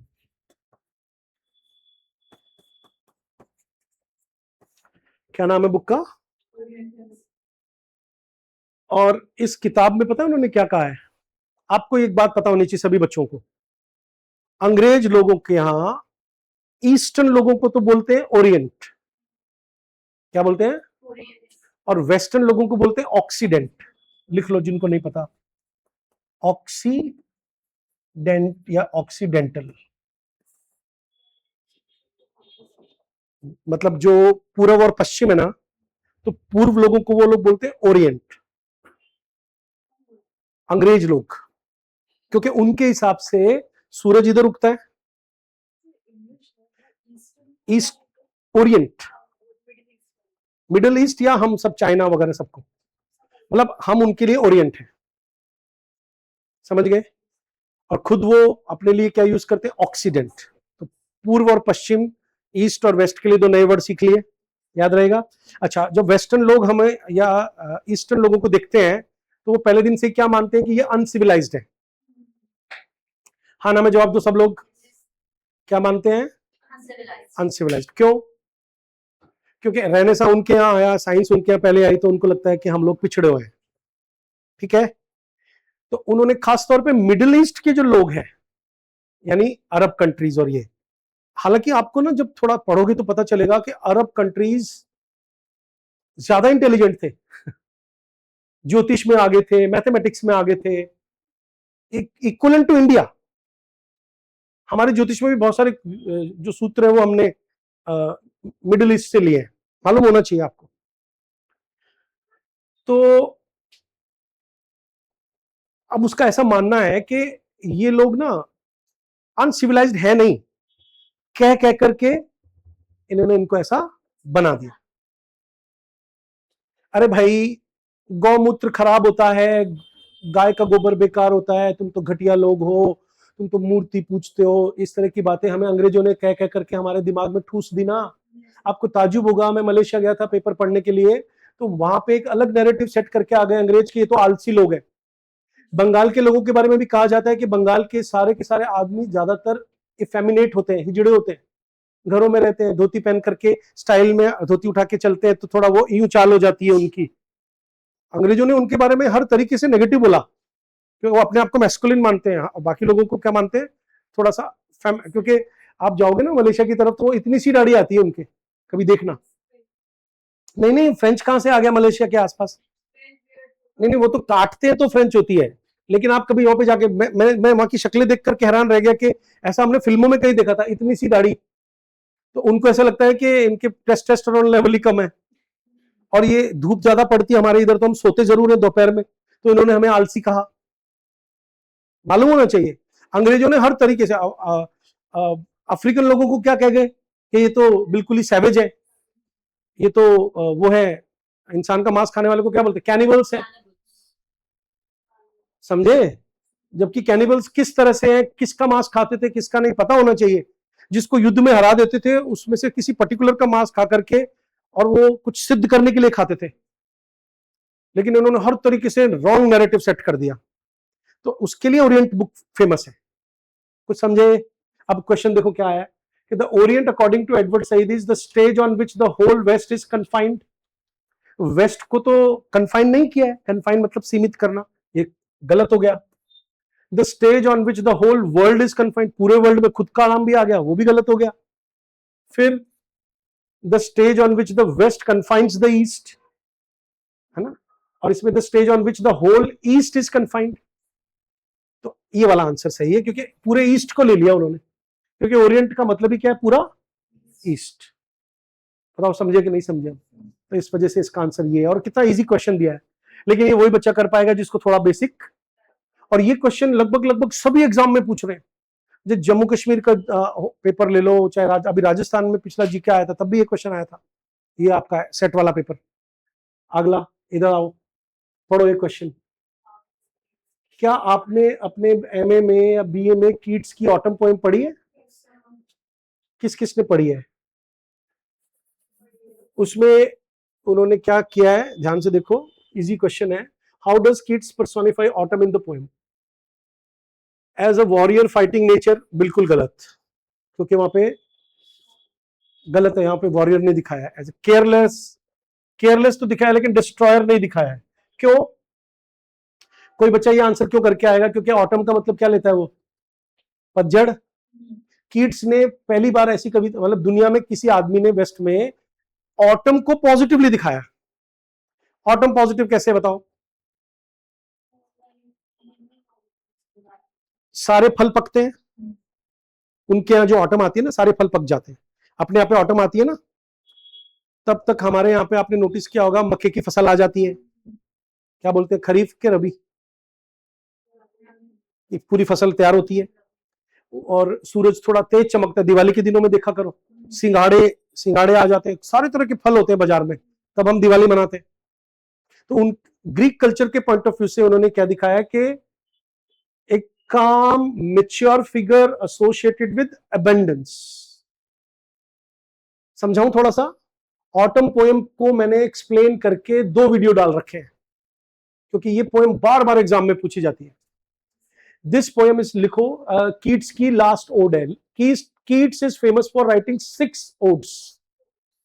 लिखो फटाफट से, पॉइंट बनाओ। John Keats is famous for writing 6 famous odds. Odds होता है, एक कविता होती है ओड, वो हम कभी और बताएं, ओड, ठीक है, एड्रेसिंग पोएम होती है, ठीक है। Odd on Grecian, odd on Nightingale, सुना होगा, बहुत सारी ओड्स हैं, उनके नाम लिखोगे, होमवर्क जगह छोड़ दो, घर जाकर के नाम लिख लेना। तो जो जो अभी पेपर देगा ना सेट का, उसको देखना, एज इट इज क्वेश्चन दिख जाएंगे। बहुत आपको थैंकफुल लगेगा कि सर ने बहुत अच्छा किया हमको पढ़ा के। एक बात बताओ कि बुढ़ापा खराब है कि अच्छा है? क्योंकि एक आदमी जब बूढ़ा होता है ना, आप कभी देखना, जैसे अभी मैं, सभी लोग हार्ड वर्क करते हैं ना, हार्ड वर्क करके हम हस्बैंड वाइफ जब बूढ़े होंगे तो काफी पैसा जोड़ चुके होंगे, एक्सपीरियंस होगा। तो इसने क्या दिखाया है कि बुढ़ापे को नेगेटिव क्यों मानते हो? बुढ़ापे में आपके पास लगभग सब तरह की सुख सुविधाएं आ जाती हैं और तुम आराम से घर में, तो इसने जितनी भी इमेजरी दिखाई है, एप्पल पक जाते हैं। तो एक सीन दिखाया जिसमें एप्पल लेकर के लोग अपनी अपनी गाड़ियों में और एक साइडर मशीन के सामने वेट कर रहे हैं। साइडर मशीन क्या होती है कि एप्पल का जूस निकालने के लिए काफी टाइम लगता है। एप्पल को क्या करते हैं, काट काट करके 2 बड़े पत्थरों के बीच में रख रख के ऐसे मशीनें होती है, फिर वो धीरे धीरे रस टपकता है और एप्पल के जूस से क्या बनता है बताओ? वाइन। और वाइन उस कल्चर में एक इंपॉर्टेंट नेसेसरी ड्रिंक है, सर्दी से बचाती है उनको, है कि नहीं? ग्रेप्स पक जाते हैं, सारे मधुमक्खियों के छत्ते भर चुके होते हैं शहद से।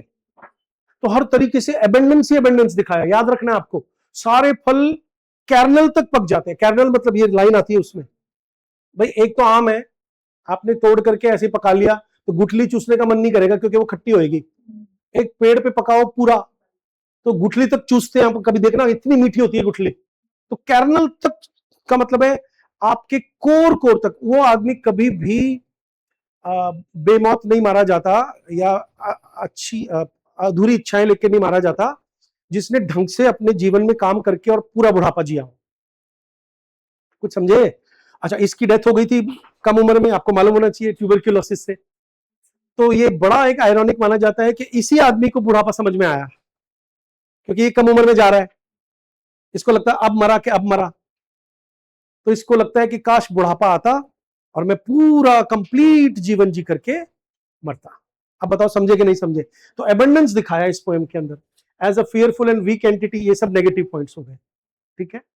आगे बढ़ते हैं, आओ इस क्वेश्चन को पढ़ो, सब लोग पढ़ो।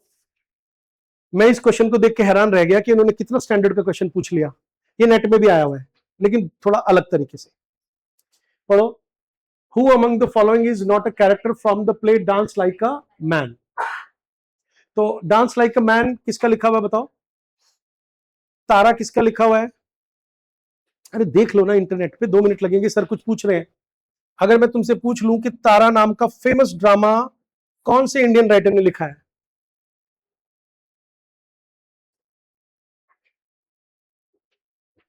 वो गे राइटर है, जिंदा है, बहुत फेमस है। दत्तानी, है ना? महेश दत्तानी का नाम सुना है? चलो लिखो महेश दत्तानी। सब लोगों को नाम लिखना है अपनी कॉपी में, घर जाकर थोड़ी रिसर्च करो, सारे प्लेस के नाम लिख लेना इनके। प्ले राइट है, लिख लो LGBTQ कम्युनिटी से बिलोंग करते हैं। LGBTQ कम्युनिटी होता है बेटा LGB, मैं कुछ गलत तो नहीं लिख रहा हूं? LGBTQ, आजकल A भी है, फिर प्लस प्लस आ गया, बहुत कुछ आ गया। Lesbian, gay, bisexual, transgender, queer, asexual, normal male और फीमेल होते हैं ना, उसके अलावा बहुत सारी सेक्सुअलिटीज मानी जाती हैं। उस कैटेगरी को अपन क्या बोलते हैं? LGBTQ कम्युनिटी बोल देते हैं। या इसको आजकल बहुत थियरी के रूप में कैसे माना जाता है बताओ? क्वियर थियरी लिख लो, इसका क्वेश्चन आना बहुत जरूरी है, आता ही है। क्वियर थियरी, क्वियर, हाँ नेट में आ रहा है, रेगुलर आ रहा है क्वेश्चन, स्टडीज है तुम्हारे सिलेबस में। समझ गए? महेश दत्तानी का नाम सुन लिया। अब तारा मैं बता नहीं सकता, लेकिन एक बात का ध्यान रखना है, उन्होंने एक प्ले लिखा है डांस लाइक अ मैन। इसके अंदर एक लड़का है जिसको भरतनाट्यम करना है, उसका मन करता है, वो बनना चाहता है। कैसे उसका फादर उसकी एक भरतनाट्यम डांसर से शादी करवा देता है, लेकिन एक्चुअल में वो उसको मैनिपुलेट ही करता है उस वाइफ के थ्रू भी, समझे? और ये माना जाता है कि वो लड़का प्रसिद्ध होना था, उसकी जगह वो बहू जो है वो सारा उसका टैलेंट ले लेती है और वो खुद अपने आप फेमस हो जाती है। या इसको दूसरी तरीके से समझाऊं तो कि हम लड़कों को क्या कहते हैं कि नाचने को, नाच को भी हमने कल रात को ना मैं किचन में खाना बना रहा था और मेरी बेटी कुछ लेने आई, तो उसके हाथ से वो टोकरी गिर गई जिसमें सारे आलू प्याज रखते हैं ना, तो वो आलू प्याज मंगवाए थे ब्लिंकिट से, तो वो एज इट इज उसमें नेट में रखे हुए थे, वो गिर गए तो वो फट गए। तो मैंने कहा कि बेटा मैं आदमी हूं, मेरे से ये सब नहीं होता, तो इसको सेट कर दे। तो बोली फिर जेंडर आ गया बीच में, मतलब वो मुझे मनवा के छोड़ी कि ये जेंडर का काम नहीं है, ये आप इसको जेंडर नहीं मान सकते, कुछ समझे? जबकि मेरे कम समझ में आ रहा था, क्योंकि बचपन से ही मैंने देखा कि कुछ कामों के लिए मम्मियों ने हमको तैयार किया है, कुछ कामों के लिए तैयार बिल्कुल नहीं किया। जैसे एक फिल्म आई थी की एंड का, तो वो लड़का आपने देखा होगा कपड़े तय कर करके रखता है, तो हमें थोड़ा ऑड लगता है, क्योंकि लिटरली मैं भी कपड़े तय करके नहीं रखता, क्योंकि हमारी मम्मियों ने हमसे करवाया ही नहीं। कपड़े जरूर सुखवाए मेरी मम्मी ने मुझसे कि जा ये बाल्टी ऊपर सुखा के आजा कपड़े। तो जब मैं सुखा के आ गया तो मुझे थप्पड़ मारा कि ऐसे सुखाते हैं क्या, ऐसे सुखा, सलवार अगर सुखाई है तो उसके ऊपर कुर्ता डाल दे। ऐसा क्यों, सोच के बताओ, तुम लड़कियां हो। जी नहीं, औरत का तो कपड़ा सूखता हुआ भी कहीं ना कहीं उसकी इज्जत की बात मानी जाती है। तो मेरी माँ ने मुझे सिखाया कि ब्रा है तो उसके ऊपर चुन्नियां डाल दो, 5-7 ब्रा है तो उसके ऊपर चुन्नी डाल के आ जा, ऐसे लटकाना नहीं है बालकनी में कि ब्रा लटक रही है। मैं मजाक नहीं कर रहा हूं। तो क्योंकि हम 4 भाई हैं, हमारी कोई बहन तो थी नहीं, अगर बहन होती तो शायद मेरी मम्मी हमसे नहीं कहती, खुद करती, पर वो इतनी बिजी रहती 4 बच्चों को पालने में, तो उसने कभी हमसे ये काम करवाया, तो साथ में सिखाया कि इसको कैसे करना है। तो वहां तक तो आ गया हमें, लेकिन ये नहीं कहा कि क्योंकि वो बाकी काम खुद कर लेती थी। तो अब जैसे वो जेंडर नहीं है, ऐसे डांस जेंडर है क्या? कोई सरदार भरतनाट्यम करता हुआ देखा है? मैंने देखा है, एक फेमस हो रहा है, दिन ब दिन उसकी रील आती रहती है। तो उस कम्युनिटी के लोग कह रहे हैं कि सरदार कोई डांस करता है क्या ऐसे, क्योंकि आपने देखा ही नहीं कभी, तो आपको लगेगा ये डांस, सरदार तो केवल ऐसे भंगड़ा करता है। अफगानिस्तान के सरदार जो है ना, कभी उनका डांस यूट्यूब पे जाके देखना, वो ना बस ऐसे हिल हल्का हल्का ऐसे हिल हिल के डांस करते हैं। तो एक जगह मैंने क्या कमेंट देखा कि ये भंगड़ी कर रहे हैं भंगड़ा की जगह। इसका मतलब है कि soft movement has been considered feminine, और वो टांगे उठा उठा करके मैस्कुलिन मान लेते हैं। तो डांस लाइक अ मैन समझ में आया कि नहीं आया बताओ? अब तुमको याद रहेगा ये थोड़ा जानबूझकर एक्स्ट्रा बताता हूं मैं। अब उसमें देखो अमृतलाल एक कैरेक्टर है, लड़के का बाप, जयराज है वो लड़की का नाम है। अब ये करुथम्मा बीच में आ गया। हाँ बेटा जाया ऊपर उधर से, करुथम्मा। अब ये करुथम्मा का क्वेश्चन देख करके मैं इसलिए चौंक गया कि पढ़ो इसको, मैंने क्या लिख के लाया हूं। This character is from Malayalam novel Chemmeen, है ना, चिमीन है वो, एक्चुअल में चमीन लिख दिया मैंने। इसको चेक कर लो एक बार, अभी चेक करो, मेरे से टाइपिंग मिस्टेक हुई है लगता है। चिमीन एक बहुत फेमस, इस पे फिल्म भी बनी है, मलयालम नॉवल है। किसका लिखा हुआ है? थाकाजी शिवशंकर पिल्लई का। और इस पे जो नेट में क्वेश्चन आया था वो ये आया था कि उसको अनीता नायर ने इंग्लिश में ट्रांसलेट किया है। हाँ मैंने कहा ना मेरे से गलती हो गई है, इसका ई कर लो यहाँ पे, चिमीन याद रहेगा। आपका होमवर्क लिखो, चिमीन की कहानी पढ़नी है। ये भी फेमिनिस्ट थीम पर लिखी गई है। नेट में क्वेश्चन आया हुआ है तो हमारे लिए इंपॉर्टेंट हो गया ना। अब देखो ये एमपी सेट में भी आ गया। अब ये क्वेश्चन यहाँ पे इन्होंने देखो कि उसमें एक कैरेक्टर है करुथम्मा, तो क्योंकि करुथम्मा फेमस है तो कोई भी बच्चा इसको पढ़ते समझ जाएगा कि अरे करुथम्मा तो उसमें आती है। ऑल ओवर इंडिया जो बच्चे सीरियस तैयारियां कर रहे हैं ना, उनको ट्रांसलेटेड वर्क्स भी पता है। मैं कहता ही रहता हूँ हमेशा, अभी ये फिल्म देखो, वो फिल्म देखो, इस नॉवल पे किसको अवार्ड मिला, ट्रांसलेशन में किसको मिला, ज्ञानपीठ अवार्ड किसको मिला, साहित्य अकेडमी अवार्ड किसको मिला। अगर इसे तुम नहीं करोगे तो फिर तुमको लगेगा कि भाई तुम, वही वाली बात हो गई कि भाई टीचर तो ज्यादा बता रहा है और स्टूडेंट कम पढ़ने की कोशिश कर रहा है, तो गड़बड़ होगी। चिमीन याद रहेगा। मैंने तो ये फिल्म भी देख रखी है, मुझे कुछ समझ में नहीं आया क्योंकि उस पर सबटाइटल नहीं थे, लेकिन फिर भी मैंने देखी। मैंने कई उड़िया असमीज फिल्में सिर्फ इसलिए देखी क्योंकि उनको नेशनल अवार्ड मिले। चलो आगे चलते हैं, समझ गए बच्चों, आगे बढ़े। चलो हाँ जी, कैसा लग रहा है ये सफर? ऐसा लग रहा है कि हाँ इतना सब कुछ हम पढ़ सकते हैं, कोई बहुत बड़ी चीज नहीं है। अब आ जाओ अगला, पढ़ो सब लोग। As per the opening lines of the Canterbury Tales. Canterbury Tales किसका लिखा हुआ बताओ? चौसर, जॉफरी चौसर का। कौन है वो? Father of English poetry. लिख लो, उनको फादर ऑफ इंग्लिश पोइट्री बोलते हैं। किसको? चौसर को। उनका नाम, फेमस वर्क का नाम बताओ? Canterbury Tales. तो कैंटरबरी टेल्स कौन से महीने में स्टार्ट होती है पता है आपको? ये पिलग्रिमेज अप्रैल में। अब पहला ही क्वेश्चन पूछ लिया, पढ़ो सब लोग।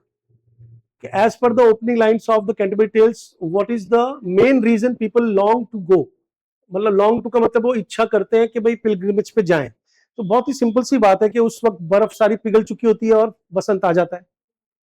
तो to celebrate harvest season? No. आप कहोगे कैसे? क्योंकि हार्वेस्ट सीजन कहां से आ गया? हार्वेस्ट का मतलब तो फसल काटना होता है ना, बर्फ जमी हुई थी तो फसल तो उगी नहीं, ये इसलिए गलत हो गया। Enjoy the beauty of nature and seek Holi shrine? Yes. अच्छा ये बहुत फेमस है, कान खोल के सुनो इसको।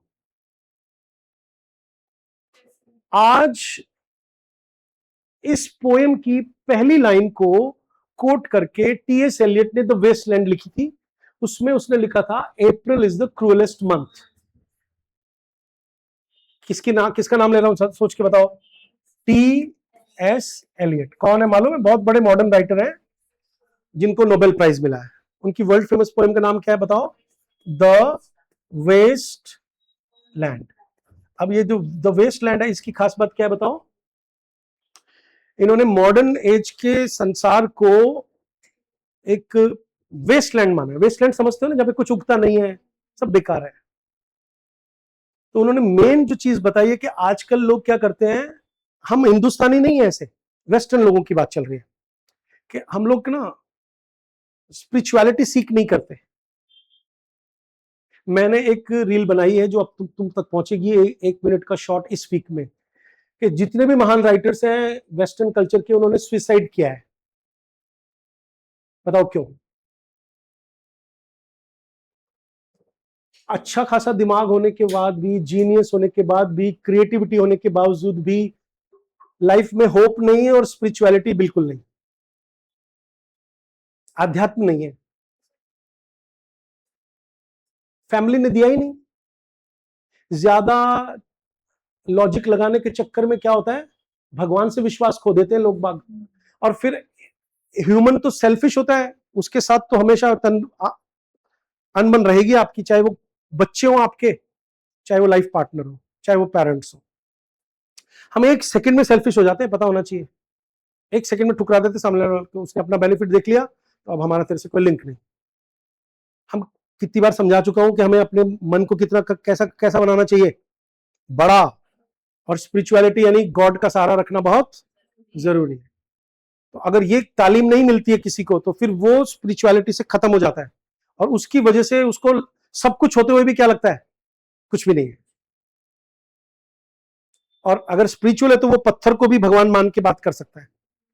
वर्ड्सवर्थ ने लिखा है एक सोनेट में कि काश मैं पैगन होता।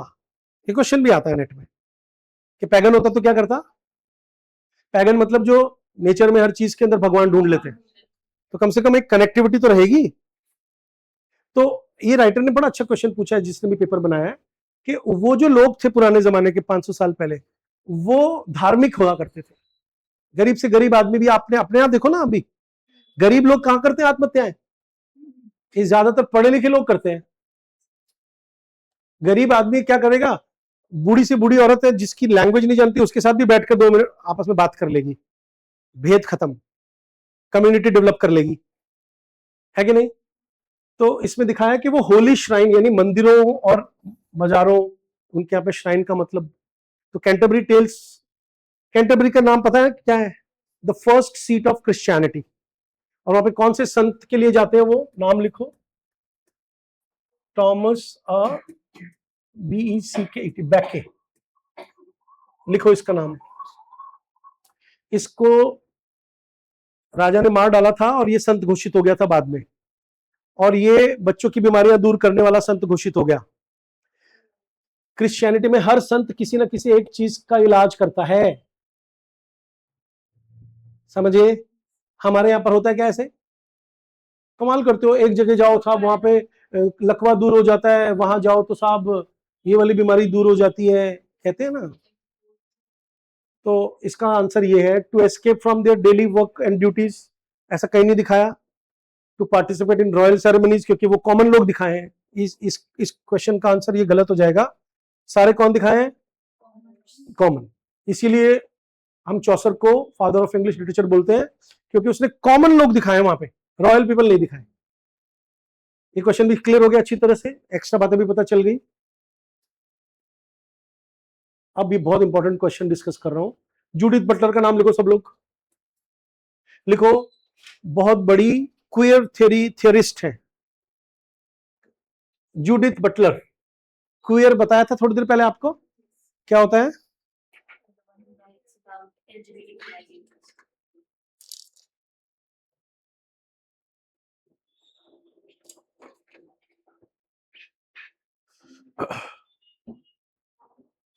जूडिथ बटलर एक क्वियर थियरिस्ट है, क्वियर।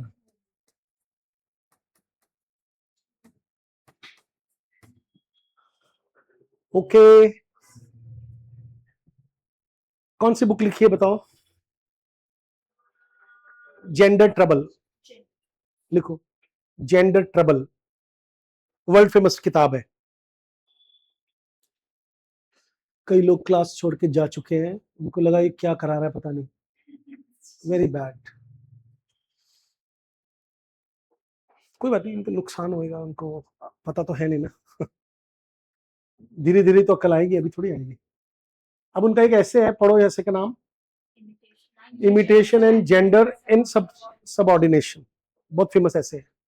अब क्वेश्चन क्या पूछा है कि इसमें क्या क्लेम किया है। पहला, हम लोग ऑप्शन पढ़ो, पहला, identity categories are tools adopted by regimes, regimes का मतलब सरकारें, और आइडेंटिटी कैटेगरी क्या करती हैं, इन सरकारों के हाथ में टूल्स हैं टू नॉर्मलाइज ऑपरेसिव स्ट्रक्चर्स, कि वो क्या करती हैं बताओ, ऑपरेसिव स्ट्रक्चर को नॉर्मलाइज कर देती है। जैसे अभी गालियां क्या हो गई हैं, नॉर्मल, ऐसे। तो अगर सरकार ने कह दिया कि साहब, जैसे अभी देखो फॉर्म में होता है मेल फीमेल, और अब थर्ड जेंडर भी आने लग गया ना, तो थर्ड जेंडर को क्या किया, आइडेंटिटी दे दी। लेकिन अगर मान लो थर्ड जेंडर नहीं है, तो तुमने उनको क्या मान के चला कि भाई ये एक्स्ट्रा है और ये अलग है, थोड़े विचित्र है। क्या बोलते हैं विचित्र को हम लोग, वियर्ड, एंड दे बिकम, नहीं वियर्ड भी नहीं बोलते, एक नया एक अलग वर्ड बोलते हैं, हाँ नहीं नहीं, आप अपाहिज के लिए वो वर्ड यूज करते, मेरे दिमाग से निकल रहा है, ना ना ना, एक अलग वर्ड है, अभी आ जाएगा यहाँ। And they become sites for resistance, और फिर वे ये लोग मिलकर के क्या करते हैं, रेजिस्ट करते हैं। ये सेंटेंस पढ़ना ही अपने आप में वो बड़ी चीज है कि वो क्या करते हैं। एक बात बताओ, अभी कॉकरोच का जो ये हुआ था आंदोलन, उसमें वो एलजीबीटी कम्युनिटी वाले नारा लगा रहे थे ना, मेरा लिंग मेरी मर्जी। तो उसमें से कुछ लड़का, एक लड़का है ना, मैं नाम भूल रहा हूँ उसका, वो लड़का है या लड़की, मतलब मिक्स है, वो एलजीबीटी की कम्युनिटी से, तो कभी साड़ी पहन के आ रहा है, कभी वो इतना सा टॉप पहन के आ रहा है, तो उसको कई लोग कह रहे हैं ना कि यार ये उसका मजाक उड़ा रहे हैं, लेकिन वो बोल्ड होकर के सबका जवाब दे रहा है कि नहीं दे रहा है, वो क्या कर रहा है, रेजिस्ट कर रहा है। आप उसको नॉर्मल क्यों नहीं ले रहे हो?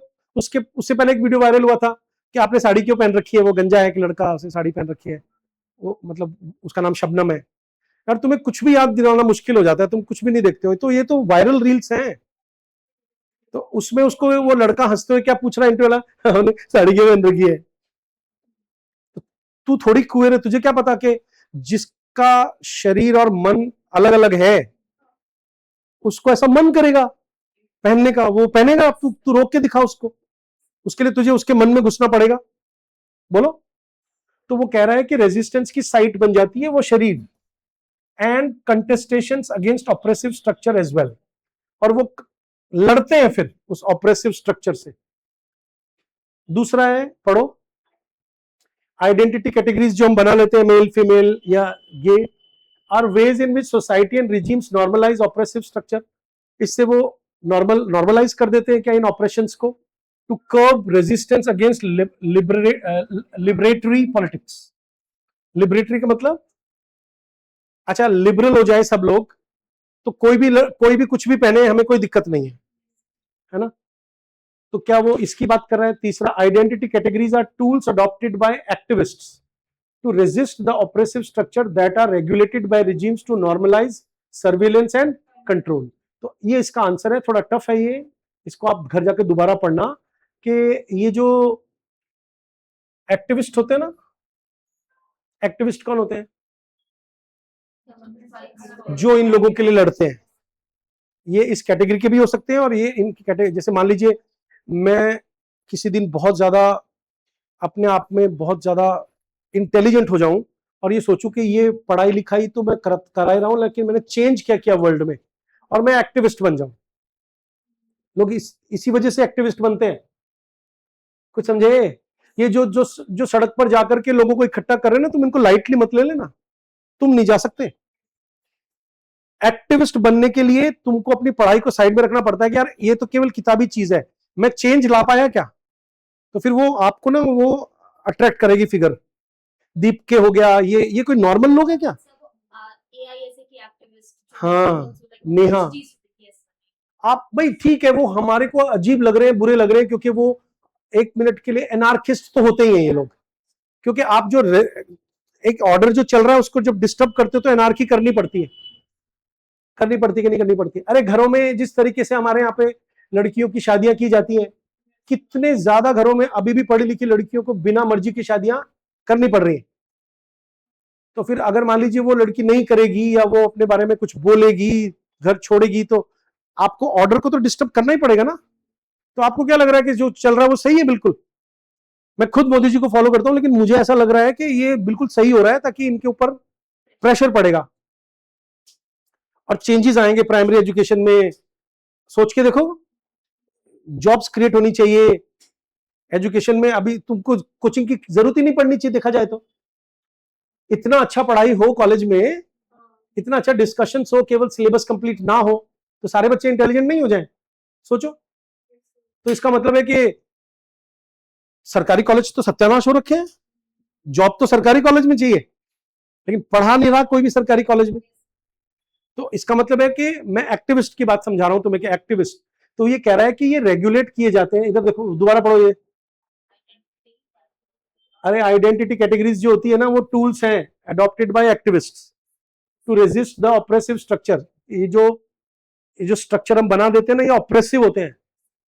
हमारे दिमाग में स्ट्रक्चर घुसा दिया जाता है ना कि लड़की के कपड़े तो लड़की पहनेगी और लड़के के कपड़े लड़का पहनेगा। इसीलिए तुम्हें कई बार ऐसे रील दिखेंगी जिसमें जेएनयू के प्रोफेसर फैशन शो में साड़ी पहन के आया है, सर साड़ी पहन करके वो कैटवॉक कर रहे हैं। वो क्या कहना चाह रहे हैं मालूम है आपको, कि ये जो तुमने स्ट्रक्चर बांध रखे हैं ना, इनको तोड़ दो, कोई बड़ी बात नहीं है ये, इट्स ओके। जैसे अभी कुछ साल पहले तक पिंक कलर नहीं पहन सकते थे हम जेंटलमैन, लेकिन किसी ना किसी ने इसकी शुरुआत की होगी। अमिताभ बच्चन इतने ज्यादा इंटेलेक्चुअल मानते हैं ना, हम अपने ड्रेस डिजाइनर को साफ मना कर देते हैं पिंक कलर जब वो उनके डिजाइनिंग में लगाते हैं कपड़ों पर। एक मैंने आर्टिकल पढ़ा था। तो फिर इनके धोते धोतियां पोते पोतियां इन्होंने अब उनको कहना शुरू किया है कि इससे कोई फर्क नहीं पड़ता। कुछ समझे? तो इसको बोलते हैं अपन ऑप्रेसिव। ये स्ट्रक्चर ऑप्रेसिव क्यों होता है बताओ? कि मान लीजिए मैं पहन लूं पिंक कलर और मेरे को सब देखेगा पिंक पहन के आ गया, लड़की है क्या? ऐसे क्यों नाच रहा है? लड़की है क्या? खाना क्यों बना रहा है? लड़की है क्या? किस किस बात में लड़की कह देते हैं लड़कों को बताओ, बोलो? ऑपरेसिव स्ट्रक्चर है that are regulated by regimes. और रिजीम्स क्या करती हैं? रिजीम्स मतलब सरकारें इनको रेगुलेट करती है। कैसे करती है बताओ? जब तुम कोई चैप्टर पढ़ते हो बचपन में सोशल स्टडीज का, तो उसमें दिखा रखा है पापा अखबार लेके बैठे हैं, मम्मी किचन में खाना बना रही है। वो दिमाग में फिट क्या हुआ बताओ? कि खाना मम्मी बनाएगी।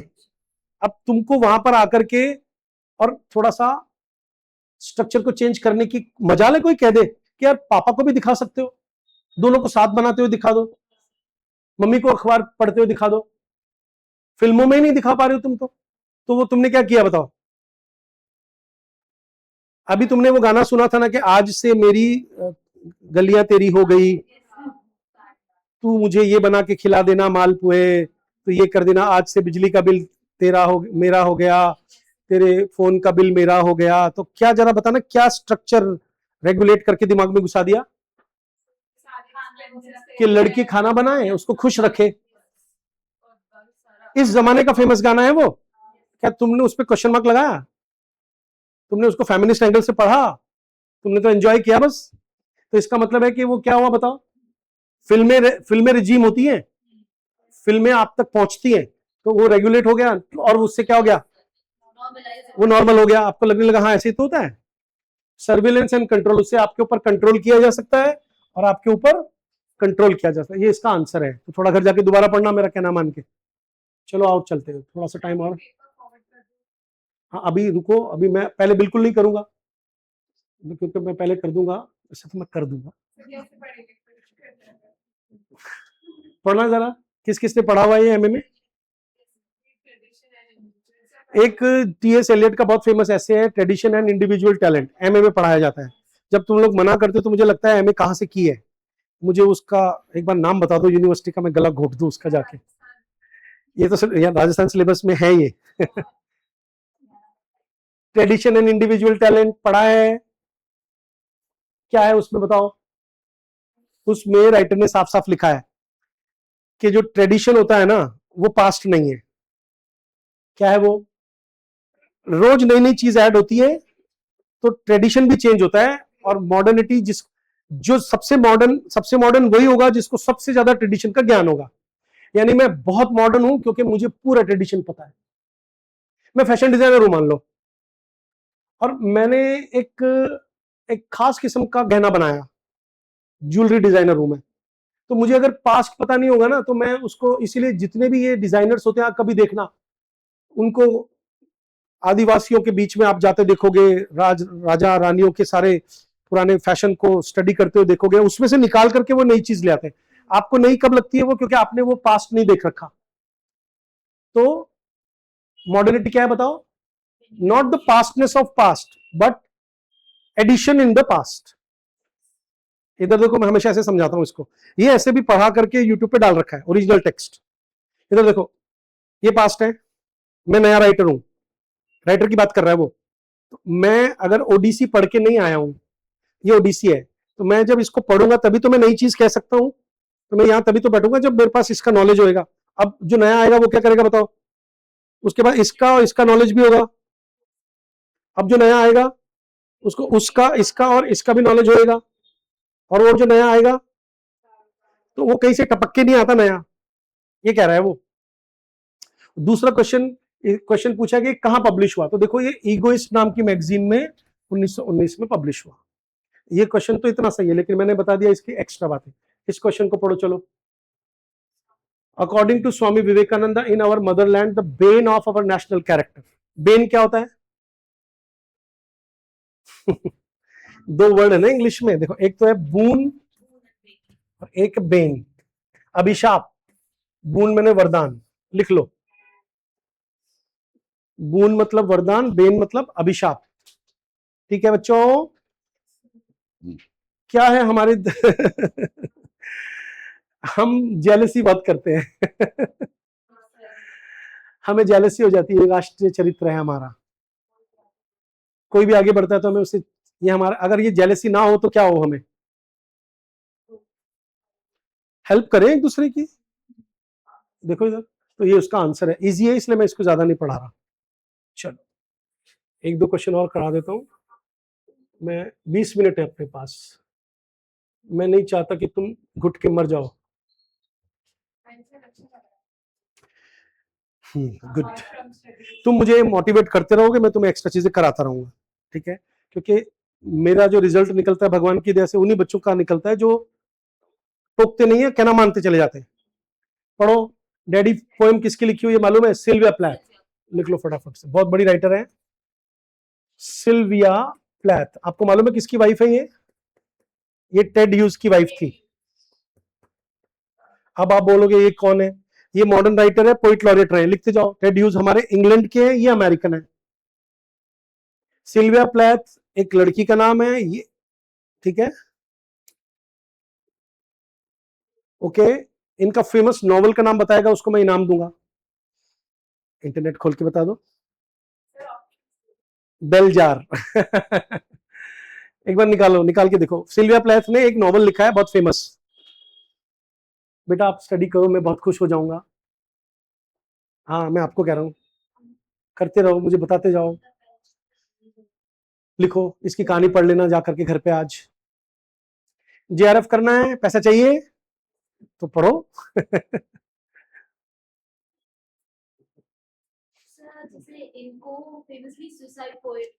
इनको कन्फेशनल पोएट कहते हैं। लिखो, ये किस कैटेगरी? बता रहे थे पहले कि जो यूजुअली हाँ ये उसी, इन्होंने सुसाइड किया था। अच्छा ये किस कैटेगरी की पोएट है, इधर सुनो, ये है कन्फेशनल पोएट। लिखो, एक कैटेगरी होती है कन्फेशनल पोएट्री। जैसे मैं भी कन्फेशनल हूं कई कई जगहों पर, मैं तुम्हें अपने मन की सारी बातें बताता रहता हूं, कुछ समझे? तो कन्फेशनल पोएट क्या होते हैं? अपने साथ जो भी हुआ है उसको डिस्कस करते हैं पोएम में, समझ गए? अच्छा, इनको अपने पिताजी से सबकॉन्शियसली इंसेस्चुअस प्यार था, और ऐसा कहा जाता है कि टेड ह्यूज से इनके रिश्ते खराब हो गए। ओके, अब क्वेश्चन पूछा है कि in Daddy the image of the black shoe. इस पोएम में बकायदा उन्होंने एक लंबा सा शू दिखाया है, अपने उनके पिताजी जो शू पहना करते थे। तो कह रहा है कि प्राइमरीली सिंबलाइजेस, वो किस चीज को रिप्रेजेंट करता है? तो the speakers sense of operation and confinement, क्योंकि वो जो शू है वो मटेरियल प्रॉस्पेरिटी की, क्योंकि इनकी कविताओं में कोई भी चीज पॉजिटिव नहीं है।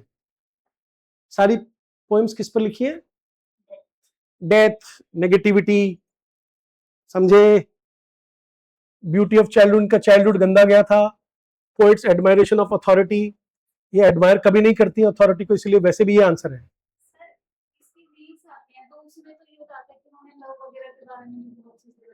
बताइए, क्योंकि लव मैरिज हुई थी इनकी, है ना? लेकिन ये बाय नेचर थोड़ी सी पेसिमिस्टिक थी, है ना?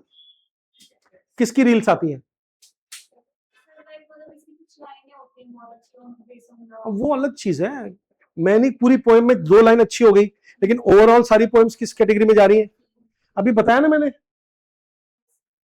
कन्फेशन हम अच्छी चीजों का मोस्टली कम करते हैं और गिल्ट का ज्यादा करते हैं। कौन करता है कन्फेशन? क्रिश्चियन, क्रिश्चियन कॉन्सेप्ट है। वो वाला क्वेश्चन पढ़ो। विच of the following is not a character in Mulk Raj Anand untouchable. अच्छा, ये क्वेश्चन हमारे नेट में बार बार आ रहा है, 1935 में छपा था। मुल्कराज आनंद का नाम लिखो सब लोग, मुल्कराज आनंद। जो बच्चा कहना मान करके आज का होमवर्क करेगा ना, घर पे जाकर दिन 3-4 घंटे पढ़ाई करेगा, अभी सेट के एग्जाम में उसको एज इट इज क्वेश्चन दिख जाएंगे, देख लेना। मुल्कराज आनंद हमारे देश के बड़े राइटर हैं, गांधी जी के टाइम में हुए और आर के नारायण के बाद इनका नंबर आता है, समझ गए ना। और इन्होंने अनटचेबल्स पे लिखा है, गांधी आश्रम में रह करके लिखा है, खुद तो अपर कास्ट के थे लेकिन दलितों के ऊपर लिखा है, समझ रहे हो। आज से 70 साल पहले भारत में या अभी भी गांव में जाओगे तो अनटचेबिलिटी मिलेगी। किस टाइप की अनटचेबिलिटी होती है बताओ? बिल्कुल टच नहीं, कम नहीं, टच ही नहीं करने देना, घर में नहीं घुसने देना, उनके हाथ का छुआ नहीं खाना, शादी ब्याह तो दूर की बात है उनके साथ। यहाँ कहाँ होता है? हाँ करते हैं हम लोग हम लोग करते हैं। कम हो गया, कम हो गया है, बच्चे पीजी में रहने लगे हैं। आजकल की यूथ से तो हम कुछ सीखते हैं हम लोग, आजकल की यूथ इन चीजों को नहीं मानती, बच्चे हमें टोक देते हैं, क्या डैड है फालतू की बात कर रहे हो, कुछ नहीं होता। लेकिन एक पीढ़ी पहले के लोग अभी भी क्या करते हैं, ध्यान रखते हैं कि नौकरानी का कप अलग है हमारे कपों में वो चाय नहीं पी सकती। अच्छे अच्छे लोग कर रहे हैं, मेरी वाइफ ने अलग रखा हुआ कप करते ही है, तो अच्छा है क्या?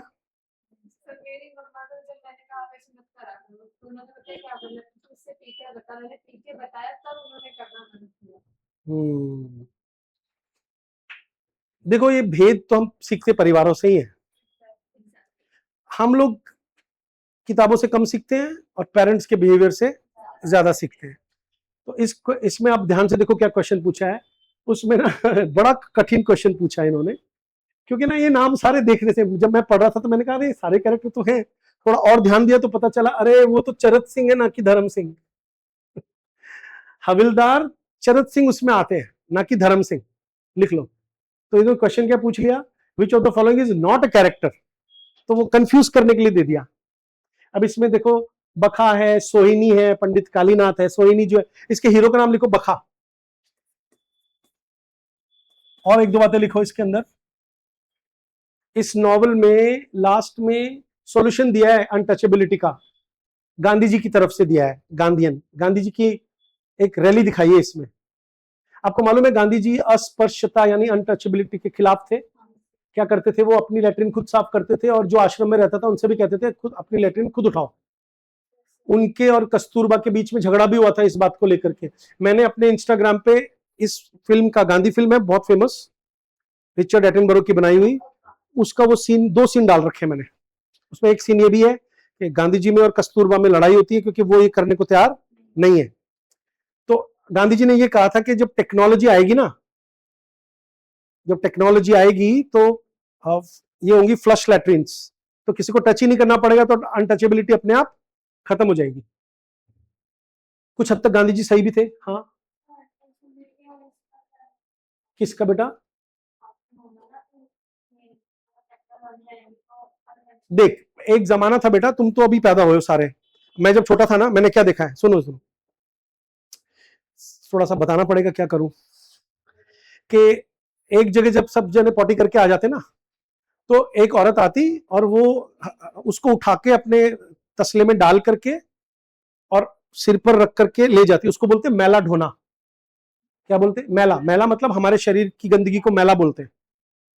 और वो उठा करके बिल्कुल ले जाती, फिर वहां पे अगर पानी होता तो पानी से धोती है, पानी कम होता था क्योंकि नल नहीं थे पहले के जमाने में, तो वहां पे राख डाल देते या मिट्टी डाल देते ताकि मक्खियां ना आए। कुछ समझे? हमने अपनी आंखों से देखा है। अब उस लड़की को या उस औरत को जो ले गई है, वो जो आदमी, उसको टच नहीं करते थे, वो उठा करके उस गंदगी को मोहल्ले के बाहर कहीं एक जगह डाल देते थे। कई बार तो वो यूं ही सड़ता रहता, बदबू आती रहती थी, कई बार उसको सरकार उठा के ले जाती। फिर धीरे धीरे धीरे धीरे फ्लश आया ना, तो अब उठाने की जरूरत नहीं है, उनका ये काम कम हो गया। लेकिन सड़क पर झाड़ू तो अब भी लगाई जा रही है, लेकिन वो सरकारी टेंडर निकलते हैं। अब आप कभी जाके देखना, उसमें ब्राह्मण भी काम कर रहा है, उसमें केवल अनटचेबल काम नहीं कर रहा। अभी मैंने रिसर्च करी थी एक, कि जितने भी टेंडर खुलते हैं उसमें अभी ब्राह्मण ज्यादा है। कभी तुम स्विगी देखना, जोमेटो देखना, राइड वाले देखना, तो आप देखोगे कि उसके अंदर मतलब हर कास्ट के लोग काम कर रहे हैं। तो कोई जरूर अब कास्ट नहीं रहा इससे, जिसके पास काम नहीं है उसने अप्लाई किया, उसको काम मिल गया, दैट्स इट।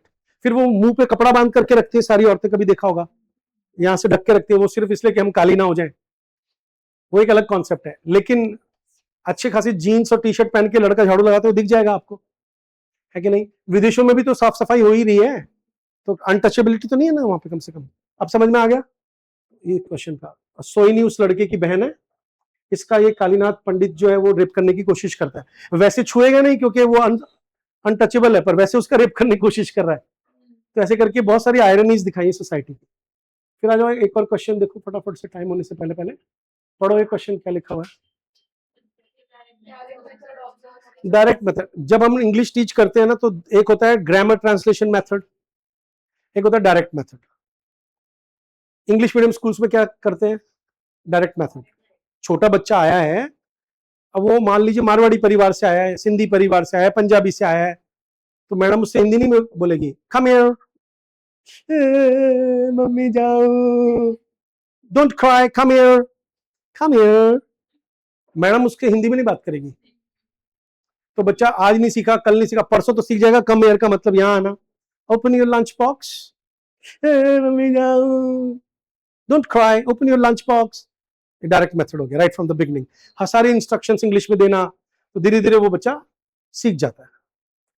एक ग्रामर ट्रांसलेशन मेथड है, कम हियर, इधर आओ, open your lunch box, lunch box खोलो अपना, हर चीज को ट्रांसलेट करके सिखाया। तो दो तरीके हो गए ना सिखाने के। अब क्वेश्चन क्या पूछा, पढ़ो। The direct method observes which of the following principles of language. तो देखो, डायरेक्ट मेथड में ना तो वो ग्रामर सिखाते हैं, ना वो ट्रांसलेशन, ट्रांसलेशन तो बिल्कुल ही नहीं होगी, और वोकैबुलरी पे भी ज्यादा ध्यान नहीं। उनका मेन मकसद क्या रहता है? एक्विजिशन, मतलब लिखो अक्वायर करना, लैंग्वेज को एक्वायर करवाए बच्चे को, तो उनका मेन टारगेट रहता है एक्विजिशन। ये भी हम पढ़ेंगे आगे आने वाले टाइम में। अब अगला पढ़ो क्वेश्चन फटाफट से सब लोग। Which of the following is not correct about Mahatma Gandhi's memories of his childhood? कई बार मैं महात्मा गांधी के बारे में बात करता रहता हूं, एक बात का ध्यान रखो। आपको मालूम है ना, उनको टीचर ने कहा था कि चीटिंग कर ले, उन्होंने मना कर दिया था। सबको मालूम है ये वाली घटना? गुड। क्या वो बिल्कुल शर्मिले नहीं थे? वो बहुत शर्मिले थे, यहां तक कि अपने फादर से भी अपनी बात नहीं कह पाते थे, स्कूल से भाग जाते, छुप जाते। ये आंसर है इसका। बाकी ये दो भी देख लो। उनके ऊपर हरिश्चंद्र नाटक का बहुत बड़ा प्रभाव पड़ा था, पड़ा था कि नहीं? आपने हरिश्चंद्र मूवी देखी है? देखी है? कहां देखी है? हरिश्चंद्र की मूवी देखो, हरिश्चंद्र के नाम से है, देखना है। हाँ, ये जो दिव्य कीर्ति है ना, दृष्टि वाले, ये बच्चों को जो भी कहते हैं वो आईएएस बनने वाले बच्चे सब देखते हैं। क्योंकि मैं जब ये फिल्में देखता हूं तो मैंने देखा कि वो कई लोग देखते हैं, कौन दिव्य कीर्ति के कहने के बाद इस मूवी पर आया, तो फिर कई लोग वो लाइक करते हैं उसको। तो फिर मैं समझा कि अच्छा, मेरा तो कोई स्टूडेंट दिख नहीं रहा है, मैं भी कहता रहता हूँ क्लास में। जैसे तुलसीदास, मीरा, इन सब की फिल्में मैं देखने के लिए कहता हूँ। तुम्हारी जनरेशन में वैल्यूज कहां से आएंगी बताओ? आप महान पुरुषों की कहानियां नहीं पढ़ोगे, उनकी फिल्में ही देख लो। हरिश्चंद्र को देखो, आपने कितना कठिन तप किया, क्या क्या नहीं झेला सत्य को बचा के रखने के लिए। तो उनका बहुत बड़ा प्रभाव पड़ा, उनके गांव में हुआ था ड्रामा। और ये श्रवण का भी, श्रवण पता है ना आपको? अरे, श्रवण पितृ भक्ति नाटक, श्रवण के बारे में हम सब जानते हैं ना, ये भी ड्रामा उनके गांव में हुआ था। तो वो अपने पिताजी को लेकर के भी बहुत ज्यादा भक्त थे। तो इसका आंसर हो गया बी। ये वाला क्वेश्चन भी कर ही लो लगातार, फटाफट से खत्म। अब डॉक्टर फॉस्टस तुम्हारा पढ़ा हुआ है ये क्वेश्चन आया तुम्हारे पास पहला क्योंकि तुम्हारा ड्रामा अभी आधा ही हुआ है ना। नहीं Why does Faustus make a pact with the devil in the play Dr. Faustus? अब तुम खुद ही देख लो इसका आंसर क्या है। गेन पॉलिटिकल पावर नहीं चाहिए थी उसको, है ना? फॉरगिवनेस फॉर सिंस नहीं चाहिए था उसको, क्योंकि सिन तो करी अभी नहीं, बाद में करेगा। उसने जो संधि की थी या पैक्ट साइन किया था, वो क्यों किया था? दूसरों को हेल्प करने के लिए बिल्कुल नहीं, उसने सिर्फ इसलिए किया था कि उसको सुपर नेचुरल पावर मिल जाए, क्योंकि वो ब्लैक मैजिक चाहता था। तो ये आंसर तुम मेरे बिना भी कर सकते हो, सबको आता है ये, है ना? ये क्वेश्चन भी तुम कर ही लो फटाफट से। अब जब हो जाएगा तो ये इजीली आ जाएगा, लेकिन अभी मैं बीच में क्यों करा रहा हूं, इसी बहाने तुम्हें ये पता चलने लग जाएगा कैसे क्वेश्चन कहां से पूछ लेते हैं, समझ रहे हो ना। और देखो मैं आपको एक बात बताता हूं, जो बच्चा नेट वगैरह की तैयारी करता है ना, उसको हम ये कहते भी है कि सिलेबस कवर होने की चिंता मत करो, पहले से ही पेपर सॉल्व करना स्टार्ट कर दो। भले तुम्हारा नहीं, उसका कारण है, मैं तरीका बता रहा हूं ना यार आपको। सिलेबस कवर होने में बहुत टाइम लगता है, लेकिन उससे पहले ही बच्चे तैयार हो जाते हैं, मैं कर देता हूं। मैं उनको बार बार ये कहता हूं कि हर महीने 2-3 पेपर सॉल्व करो, मॉक टेस्ट करो, और क्या करो, सिलेबस तैयार कवर कर, क्योंकि सिलेबस कभी कवर होता ही नहीं है। मैं तो कर दूंगा, लेकिन तब भी न जाने कितना अनपढ़ा रह जाएगा, क्योंकि वास्ट सिलेबस है।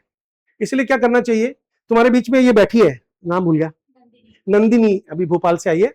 नंदिनी से पूछ लो, ये ऑलरेडी नेट का पेपर दे चुकी है, कि जितना पढ़ो उतना ही कम है। तो हर बार क्लास में कुछ ऐसे बच्चे होते हैं, जिसने ये भेजा है वो हमारे ऐसे नेट क्वालिफाइड है बच्चा, उसके बावजूद भी सेट में बैठा, और मैंने मांगा नहीं, अपने आप ही पेपर भेज दिया कि सर ये आपके काम आएगा। तो मैं समझ गया कि वो मेरी तरह थोड़ा सा फिलैंथ्रोपिस्ट है, चाहता है कि मैं बच्चों को एक करा दूं। तो इन द वेरी स्टार्टिंग ही मैं ये पेपर करा रहा हूं।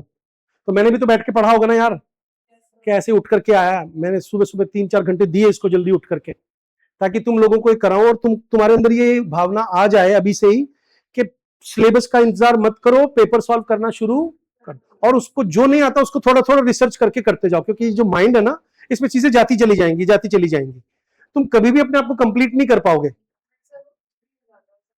फिर बेटा मैं आपको आंसर नहीं दे सकता, जब एक क्वालिफाइड टीचर ऐसा कह रहा है। उसके लिए मैंने क्या कहा कि जिसने नेट कर लिया है या एक बार पेपर दे दिया है, उससे बात करके देख लो। अभी तुम्हारे बीच में एक लड़की और भी आएगी जिसने आरपीएससी क्लियर कर लिया, इंटरव्यू क्या कॉल आ गया, एक बार पहले भी आ चुका, अभी फिर आ गया, उसके पापा आए थे बात करने के लिए। अब वो मैं उस क्लास में भी बिठाऊंगा और वो तुम्हें लेक्चर भी देगी बीच बीच में, तो तुम उनसे भी पूछना, तो वो भी यही आंसर देगी कि खिचड़ी विचड़ी आपको अपने मन से बोलना ही नहीं है ऐसा वर्ड, क्योंकि जितने कॉन्सेप्ट्स हैं उनको लिखते जाओ। मैंने भी ऐसे नेट क्लियर किया था, क्योंकि सारे ड्रामा नहीं पढ़ सकते, सारे नॉवेल्स नहीं पढ़ सकते, क्योंकि कोई 9th-10th का सिलेबस थोड़ी है। आपने खुद देखा है सिलेबस में क्या लिखा हुआ है, ड्रामा, तो ड्रामा कितना पढ़ लोगे ड्रामा। इसीलिए पेपर बीच बीच में सॉल्व करते रहो। मेन मकसद क्या है, नेट हो जाए, कि वहां पे मैक्सिमम क्वेश्चन हिट हो जाए, और मैक्सिमम क्वेश्चन पेपर बनाने वाला इस बात का ध्यान रखता है, ऑब्वियसली जो बहुत फेमस है उनमें से पूछते हैं। तो खिचड़ी नहीं होगा बेटा, ये मैं कन्विंस कर रहा हूं आपको। मैं मेरा डिस्करेज मत कर मुझको, सबको हो रहा है क्या खिचड़ी, नहीं होना चाहिए। दूसरों से बात करो और इस चीज को समझो कि अच्छा सर कह रहे हैं, अगर मैं बार बार ये भी कहता हूं कि देखो हम क्वालिफाइड हम कह रहे हैं तो इसका मतलब नहीं होना चाहिए, हो रहा है तो अपने आप को चेंज करो।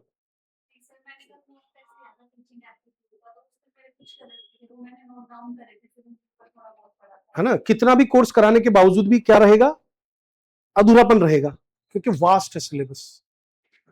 चलो, और तुमको तो मैं नहीं कराऊंगा दोबारा ये सब, और ये जरूरी मुझे मालूम है जरूरी।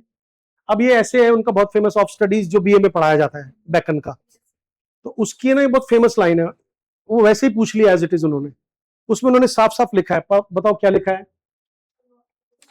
कि कुछ किताबें ऐसी होती है जिनको सिर्फ टेस्ट करो, यानी कि उनको सिर्फ देखो ऐसे और छोड़ दो।